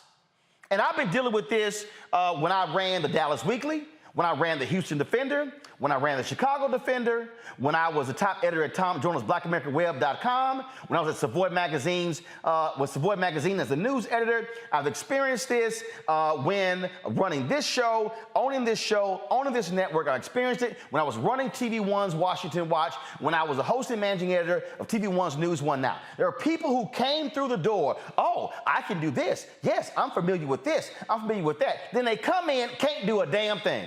And you like, hell, now I'm stuck with their ass. We had somebody who applied for a job once, and this person was working in another place, and they applied for an on-air position. Started on Monday. We pulled them off the air on Friday. Talk about grand open, grand closing. We launched a show. We had a show. This cat, we started on Monday, took him out of the control room on Wednesday, fired him on Friday. Was awful. Wasn't ready for prime time. And that is the critical thing. Folks need to be ready. Folks need to be prepared, because what also then happens, and I guarantee you each one of my panelists have experienced this, I guarantee you somebody then goes, yeah, we tried to hire one of them. Yeah, we did. It didn't work out. And so what Tyler Perry is saying is, get your skills developed. So when you go into that position, when you step up and are ready for it, then, guess what? You can perform.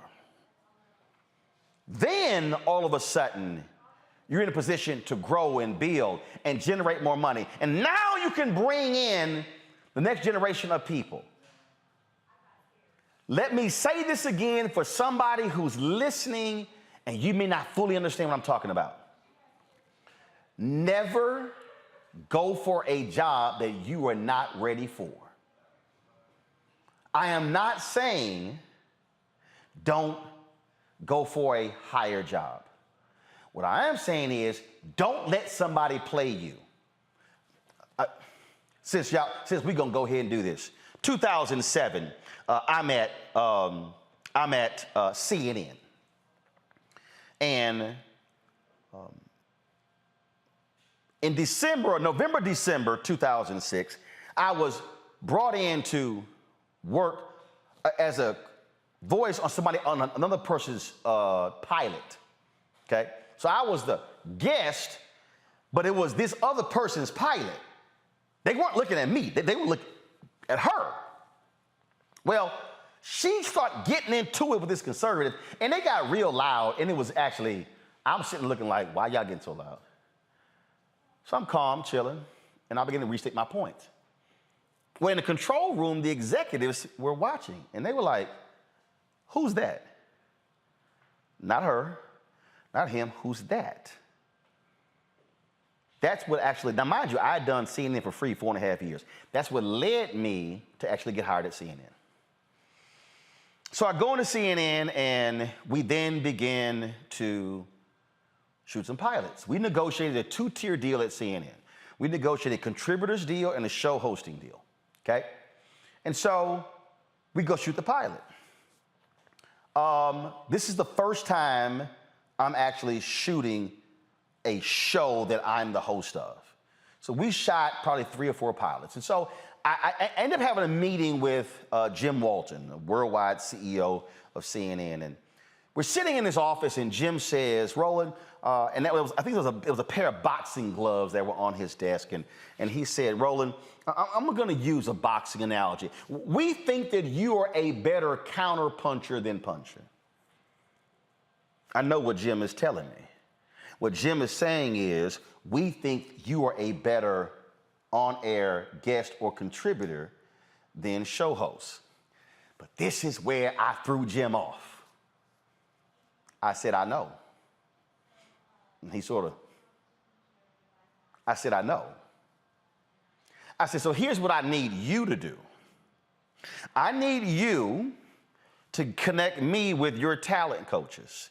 And I need you to give your talent coaches a list of things that you want me to improve on, so I will work on those things, so then when we come back and shoot something again, then I will be ready to host a show. Jim was stunned. We ended the conversation, and Jim called my agent, Mark Watts, also my Alpha fraternity brother. And Jim said that didn't quite go like I thought it was going to go. He said, I was very impressed with how Roland handled that. Why did I handle my meeting with Jim that way? Because I was fully aware of what I didn't know. I was fully aware of what my skill set was. I knew I was a strong contributor. I knew I was a weak host. And so I knew I was not ready to host a show. Fast forward 2008. I kill it in 2008. I then do some other, Jim said, let's do some other pilots. Then I actually hosted several primetime specials, then weekend specials. But by the time the election was over, I knew I was ready to host a show. I remember sending an email to John Klein, the president of CNN US, and to Jim saying, when Glenn Beck left, I want that slot. They then were like, well, you're more valuable to CNN than HLN. So that's when I filled in for Kim Brown. She becomes pregnant, announced the next week. I then fill in for her for 2 months. Now, why was it a horrible experience? Because they didn't let me do me. They put me in a box. And it wasn't a good experience. But it was a learning experience. While I'm doing it, I knew I'm ready to host. But was I ready to host a daily show? No. I was ready to host a weekend show. But you may be saying, well, hold up, how you ready? Because a daily grind is different from a weekly show. CNN said, we're not going to launch a weekly show. Fine. I remember walking out of John Klein's office. I called Jonathan Rogers, CEO of TV One, said they're going to launch me a weekend show. He said, they're not going to launch you a weekend show? We will. It was May 2009. July 2009, Jonathan standing next to me. We announced my show at Essence Music Festival. We launched the show September 2009. I host Washington Watch on TV One from September 2009 through May 2013. Yet in March of 2012, I knew I was ready for a daily show.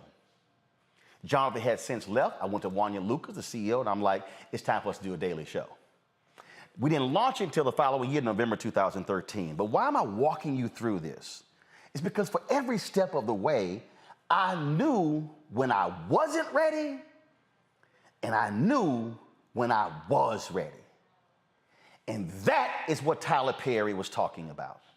And so I need people to understand what Tyler is saying is when you are ready for that next step, that's when you go after it, because the worst thing in the world is for you to try to grab an opportunity. And the money looks great. The title is wonderful, but you're going to be treading water the whole time. That's the danger people make. And it's a lesson that folks should be attuned to. So what must happen? You must always be painfully aware of what level you're at. What's your skill set? And really, what is the pay level you should be at? Because see, you might think you're worth 75, 90, 100,000. When your skill set says you're worth 40 or 45. Man, they lowballing me. No, we're not lowballing you. Your skills are telling me actually what you're worth. But when you are worth more, that's when you say, I'm sorry, that number's too small because I've actually developed a skill set that's actually greater. I'll bring in Kelly, Larry, and Robert here. And Larry, I'll start with you. You're a professor. There are some people who think, I should have tenure. I should be a full professor. And you're like, at best, you're an adjunct. It's getting people to understand that even in academia, there's a process to become a full-time tenured professor. You just don't just get it just because. That's what Tyler is talking about. He is saying, take the time to develop your craft and your skill set before you walk into that position. Thoughts? That's a great point, Roland. And you know, there are a lot of people who don't get tenure. A lot of people who don't get tenure. But, it's that kind of statement, if you're not ready, get ready. And I think you just told a great story, and I hope a lot of people, not just on the panel, people who are watching, get it and understand that sometimes your skill set doesn't match a certain job. And once again, it doesn't mean you don't have high aspirations for yourself, but it means sometimes you have to develop the skills to get to where you are. Use higher education as an example, but also if you're some things like if you're a mechanic. Listen, if you haven't worked on cars for most of your life, or you haven't gone to mechanic school, then you shouldn't be trying to remove a car battery and replace it because you don't have the skills. So it's really important, once again, that when it comes to the workforce skills, obviously communications or any other job, you need to make sure you have the talent that meets what you said, the expectations, including the salary for whatever this particular job is. But I think Tyler Perry's also point was taken out of context, Roland. I think a lot of times that's what happens. And I'm glad you provided, clarity in terms of what he was trying to say. And also, I think it was important in terms you talked about being an employer and an employee in terms of how you see issues differently. When you're signing checks or you're waiting for your direct deposit to hit, there's a different perspective on running an organization or an institution. But I think, like I said, in terms of the points you make, and Tyler's point is that we need to make sure we have a pipeline of folks, we train them properly. So when it comes time for the big salary and the big chair, that you're ready to go. Robert, you could be a brilliant law student. That don't mean they're going to put you in that courtroom just right out of college. And you better hope that they don't. But I think this is the almost real world manifestation of the Dunning-Kruger effect, where people just think they know way more about things the less they know. And the more that you know, the more you realize that you don't know. And I think what Tyler Perry is trying to say is, don't just be that black face for the sake of fulfilling their diversity quota. Don't just be that black face for the sake of them being able to check a box on the form they have to send to the government to say we hired a black person, because you do not want to be the Herschel Walker of the situation, where they put you in a position you're clearly not qualified for, you don't know how to do it, and now you end up being a laughingstock, being a joke. And now, as you said, now you're not getting the type of career advancement you would have if you had just worked your way up because you jumped too many steps at one time. But then also, you're setting back the next black person who may be applying for that job. They'll say, well, look, we had Herschel up there for a Senate candidate. See how that happened? And they lump us in together. So because of those things, I don't think there's anything wrong with what he said. I think that the problem with the internet is everybody gets to have an opinion. Oh, indeed. And also, I think, Kelly, part of this deal is that when you see things written, you don't hear tone, you don't hear how someone expresses, you don't hear their body language and things along those lines, and so that's a part of it. But also, I think that where Tyler is challenging folks on is to Robert's point. Don't get caught up in somebody else's diversity gains, because one, some folk could be setting you up for failure. That's one.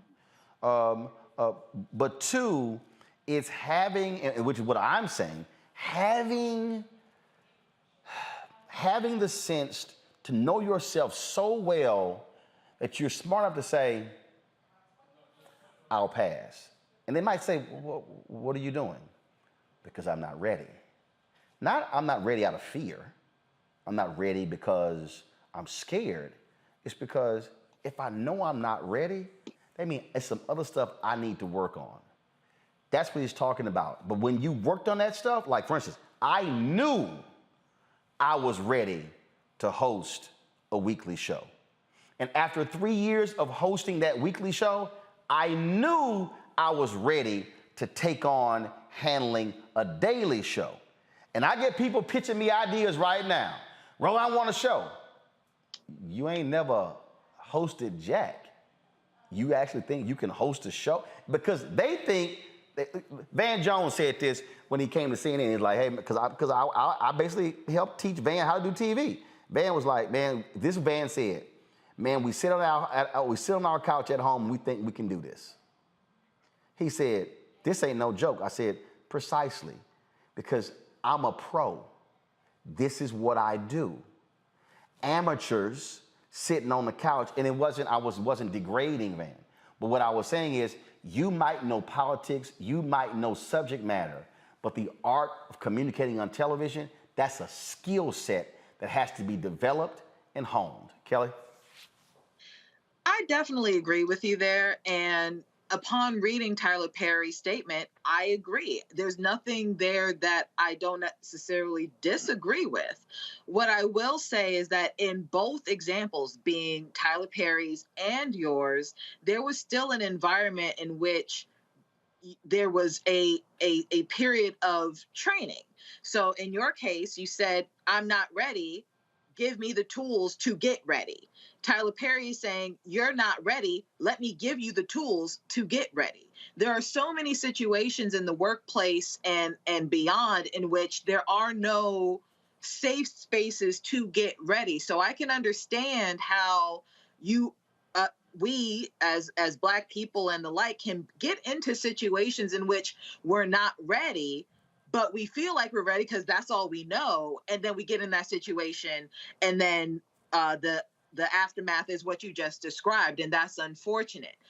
What I find even more unfortunate is that our white counterparts can get into those exact same situations and still fail up. And or as Paul Mooney said, they got the complexion for the protection. Correct. And it is unfortunate. I'm not saying that what we should do, what we shouldn't do. I'm just commenting on the situation that it is frustrating. It is incredibly frustrating as someone who has been on many sides of this conversation, most recently getting let go, not because I wasn't ready, but because I maybe was too ready. Who knows? But the people who were left in my stead were given the space to train to get ready for their next position because their complexion was their protection. Yes, I understand what you're saying. And in the realm of communications, this happens a lot. Like, I have been on your show for 3 years. I welcome the opportunity to be mentored by you because you are the best that I know. So we'll talk offline about that. But to your point, I understand, I agree, and I hope we eventually come to a point where complexion isn't necessarily protection anymore, where we can find those safe spaces to train to get ready. So here's the last point I'm going to make on this for somebody who's watching. And actually, I love this comment right here on YouTube from Josh Allen. Ambition often outpaces ability. And so this final comment here to what Tyler Perry had to say. The reason I was fully aware when I was ready and when I wasn't ready is because, one, I had a very strong sense of what it required, and so therefore I could tell myself that. See, there are a lot of times you could tell somebody you ain't ready, and they get mad. Well, first of all, I'm telling you you're not ready is not hating. Me telling you you're not ready is really because of I understand what it takes to get there. So that's one. So what you need to do, and we're not talking just about Hollywood. Tyler's comments were about diversity in Hollywood. This same applies to any field. First, you should be aligning yourself with what Napoleon Hill calls a mastermind group. People around you who you're able to go to, talk to, and communicate with, who you can bounce things off of, run things by, and share with them. That's one. Two, you must be locked and loaded on professional development. That means joining organizations. For me, it was the National Association of Black Journalists. I had some alphas who were like, yo, man, all these years, you never came to the frat convention. No, I had enough money to go to one convention. It wasn't going to be alpha because my profession was NABJ. So by me going to NABJ and being there every year, I was able to talk to professionals about contracts, about opportunities, about how to negotiate things in the newsroom. I was learning the craft from them, and I was using that experience to bring back to the newsroom. And so that's called professional development. That's what Tyler was talking about. Pull up, I think it's the third quote, pull it up. That's what he's talking about. He's talking about you have to be able to create the space to train people to build those skill set right there. He says it. It's my hope that in all of this change and this push for there to be more inclusion, we're also providing time and training to make sure we can do a great job. That is it.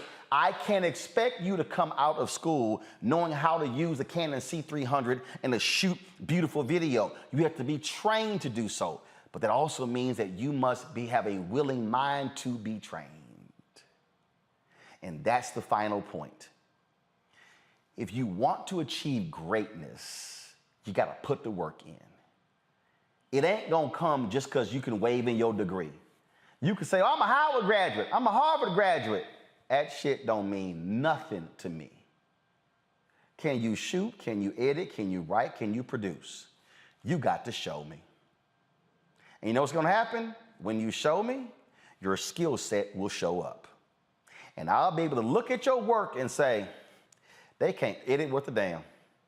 They can't write a script to save their life. Or I might say, yo, this cat is hot. Or I might say, they got some potential. Let's work with them. Folks, put the work in on the front end, and trust me, you will reap the rewards on the back end. Gotta go to a break. Coming up next, our Tech Talk segment right here on Roland Martin Unfiltered. Download the app, every platform. Apple phone, Android phone, Apple TV, Android TV, Roku, Amazon Fire TV, Xbox One, Samsung Smart TV. Please join our Bring the Funk fan club. Y'all, seriously, we are behind. We got to raise $100,000 a month, every month between now and December. It's critically important. Remember, our goal is to get 20,000 of our fans contributing at least $50 each. That's a year. That's $4.19 a month, 13 cents a day.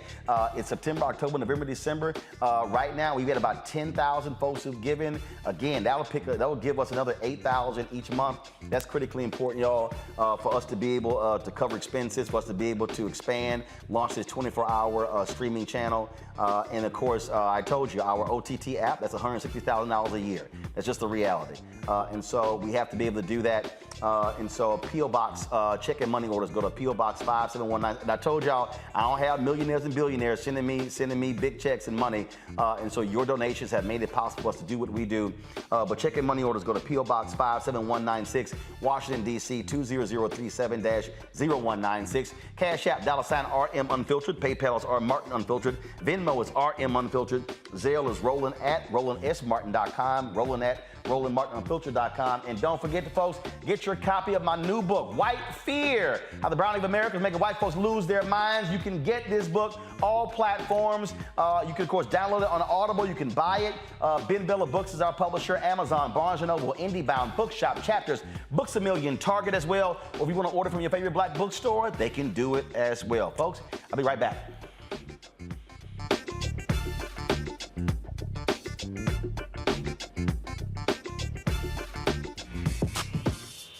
When we invest in ourselves, our glow, our vision, our vibe, we all shine. Together, we are black beyond measure. Hi, I'm Dr. Jackie Hood Martin, and I have a question for you. Ever feel as if your life is teetering and the weight and pressure of the world is consistently on your shoulders? Well, let me tell you, living a balanced life isn't easy. Join me each Tuesday on Black Star Network for A Balanced Life with Dr. Jackie. We'll laugh together, cry together, pull ourselves together, and cheer each other on. So join me for new shows each Tuesday on Black Star Network, A Balanced Life with Dr. Jackie. When we invest in ourselves, we all shine. Together, we are black beyond measure.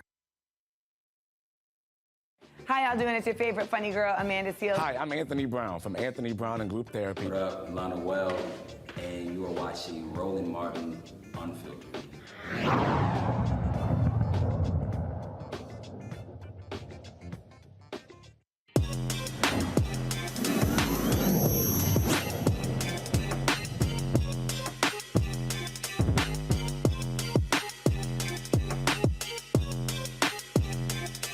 A whole lot of places, and you know what? I'm looking for I'm like, yo, like what's happening? I'm looking for the black restaurants. I'm looking for this and that. Where can I go to find all things black, if you will? And you know, you want to do that. Well, Kyle Amaker has done that. He's created this app that allows for you to be able to find a lot of these businesses. It is called Go Black Own. That's right, Go Black Own. Specializes in internet-related services and products for black-owned businesses, from brick-and-mortar businesses to online restaurants, hotels, events, and more. He joins us now from Marlton, New Jersey. Hey, Kyle, how you doing? I'm doing well, Martin. I'm doing well. How are you? All good. So what caused this for you? Was it that you go somewhere and you were like, damn, I cannot find some spots? Well, it was a collection of a number of things. My profession is I'm a web developer and a mobile app developer, and I saw that there was a need, especially during the COVID epidemic, in regards to the black businesses where their revenue was decreasing, and I was on the vendor side of it, so I saw it firsthand with that. So I wanted to create a platform that would basically utilize my expertise and just utilize everything to help them out. But yeah, in essence, I went to other platforms, and a lot of them they offer one aspect of it in regards to like a business directory, but nothing more, nothing less. It was more one dimensional. So with our platform, it's everything. We have businesses, we have restaurants, we got hotels. You can find black-owned events in your local area. So it's encompasses everything that's anything and everything that's black-owned. All right, then, man, that's awesome. And what has been the response? Take it from the response from the businesses. I take it they appreciate you driving the business their way. Absolutely, absolutely. They're enjoying it, and a lot of businesses are seeing a revenue spike because of the app, because of the exposure that the platform grants them. So the platform is twofold because it's a mobile app and as well as a website. So in regards to the website, with search engine optimization, with the search, people are actually finding the business online, as well as people who are downloading the app. If they're looking for a soul food restaurant or a black-owned event that's in the area, they can find that within the app as well. So it's two-sided, but overall, the main objective is for the black-owned business to be found. All right. Questions from my panel. First up, Robert. So with this, how do businesses sign up to be featured on here? How do you verify that they are indeed black-owned businesses? You know, what are kind of the hermeneutics of how the mechanics of this work? That was a great question. Well, you can they can actually download the app, and on the homepage there's a banner that says list your business. So what that does is the business owner will input the information in there, and then once it's submitted, we'll actually verify them via phone and things of that nature to make sure that they are black owned prior to having them live on the platform. All right, let's see here, Kelly. Thanks. So are there ways to even further narrow down the listings? So for example, if I am Muslim and I'm looking for halal restaurants, are there ways to filter those kind of things? Are there black women owned categories? Like how far does your categorization go on this app? Right now, we have it at 4 categories, which is black-owned businesses, black restaurants, hotels, and black-owned events. So for the first question, in regards to the halal and the restaurants, we do have the separate category in regards to restaurants, and then the subcategory, we do have halal category. So to answer your question, we do have that. However, that was a great suggestion in regards to women-owned businesses and things of that nature, and that's something that we could put out in a new release and things of that nature. But that is that's a great question. question, but we did break it up into the 4 main categories first off, and then again, as we move forward, we can actually integrate different categories. All right, then. Let's see here, Larry. Yeah, so this is a great idea. One of the things I'm wondering is you've calculated, you said there's some businesses that have signed up and they've seen a growth in business. Have you been able to calculate how much money, more money, these various entities and some businesses signed up with you have made as a result of your app? Because I'm just thinking about the selling points that you may have with, as Black folks continue to download your app. That's a great question. Now, right now, at the moment, we don't have that metric within our company, but that is something that we can actually introduce moving forward to actually see. So any new businesses that want to sign up, they can say, okay, because of the platform, there was a revenue spike of X amount of dollars and things like that. So again, that's a great point. And again, that's something that we can definitely incorporate into the app. The app is... It's been in development for 2 years, and we recently launched it in June. So it's still going through the launch phase, but again, these are suggestions that we definitely will consider to add to the app. All right, then. Well, look, we certainly appreciate it. It is a great idea. This is one of the reasons why we have this segment, to give folks like you an opportunity to share your app with everybody else. And so hope folks download and take advantage of it. Well, thank you, Roland. I appreciate it. And congratulations on the new book. Yes, sir. I appreciate it. Thank you so very much. Thank you. Have a good one. Folks, final story today. The theater where James Earl Jones made his Broadway debut has been named in his honor. The new name of the Court Theater on West 48th Street in Manhattan's Theater District was unveiled as the James Earl Jones Theater during Monday's dedication ceremony. When Jones, who has won an Emmy, a Grammy, an Oscar, as well as a Tony, toured the facility, it brought back memories of him stepping out on the stage for the first time in 1958. I spoke my first line ever on Broadway for me in this theater. I was a kid. I forget how old I was. But I had one line in a play that starred Ralph Bellamy and Mary Fickett. It was called Sunrise at Campobello. My first and only line in the play. Mrs. Roosevelt, supper is served. But I said, I couldn't get it out. I'm a stutterer. Mary Fickett stood there patiently. The audience knew I was having problems. I'm a young actor on stage for the first time, and I can't get my line out. But she was very patient till I got it out. Mrs. Roosevelt, supper served, then I exited. I repeated that line every night for a year. Yeah. And then you became one of the greatest voices in the world. Well, I gained my voice. I found my voice. Well, you certainly did quite well at it. Folks, James Earl Jones is 91 years old. And I must say this here. He is one of the folks I have always wanted to meet. I've never actually met. Our paths have not crossed. I've met the likes of Morgan Freeman and Harry Belafonte and others. And so hopefully I'll get a chance to shake his hand and meet James Earl Jones one day. Kelly, Robert, Larry, I certainly appreciate y'all joining us on today's panel. Thank you so very much. Folks, that is it for me. Tomorrow, what's tomorrow, Thursday? Yes, tomorrow, Thursday. I'm going to pop on briefly. We're going to have a guest host tomorrow because I'm flying to New York City. Whoopi Goldberg is hosting a private screening of the movie Till with regards to the lynching of Emmett Till. The screening is at 6 p.m. Eastern. We're live at 6 p.m. Eastern, and so I am going to be attending that. And so, but I'm going to try to pop on before, right when we go live, and try to give y'all a live report from there. So that's going to be tomorrow, but y'all still definitely tune in. So that's going to be happening tomorrow, and then of course our show on Friday. So folks, that is it for us. Don't forget, please download the Black Star Network app. Look, we've got almost 900,000 subscribers on YouTube. We should have 900,000 people who've downloaded our Black Star Network app. We own it, we control it.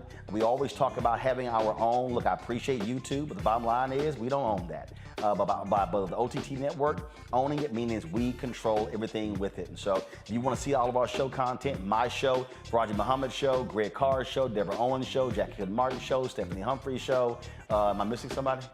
Rolling with Roland. You want to see all those interviews. The interview with Sherry Shepherd is phenomenal. So you want to check that show out. And so again, folks, do so by downloading the Black Star Network app. And that is, of course, you can available on all platforms: Apple phone, Android phone, Apple TV, Android TV, Roku, Amazon Fire TV, Xbox One, Samsung Smart TV. And again, please support us in our Bring the Funk fan club. Your dollars make it possible for us to do what we do. And of course, send check and money orders to P.O. Box 57196, Washington, D.C. 20037-0196. Cash App, $RM Unfiltered. PayPal's R Martin Unfiltered. Venmo is RM Unfiltered. Zelle is Roland at RolandSMartin.com. Roland at RolandMartinUnfiltered.com. And don't forget, get your copy of White Fear, How the Browning of America is Making White Folks Lose Their Minds. This is the book right here, y'all. It is an easy read. Look, you don't have to say a whole lot. Just get to the damn point. And so be sure to get your copy. And I want to thank the folks who've given us some great blurbs for this. Cornel West, Roland Martin is one of the greatest journalists of our time. This book is another grand example of his brilliance and courage. On the back of the book, Tiffany Cross, Roland Martin has always been such a necessary voice to the national discourse. He beautifully occupies space at the intersection of journalism, blackness, and truth-telling, and he does so brilliantly in his new book, White Fear. Angela Rye said, Roland always tells it like it is. This book is no different, gospel truth. The question here for white folks is timely and is incumbent upon them to answer, what will you do with your fear and how will you respond to this clarion call? Tim Wise says America is spinning out of control, but as most pundits struggle to understand why, Roland Martin nails it. What rests at the heart of the nation's chaos is white fear of a multiracial, pluralistic democracy.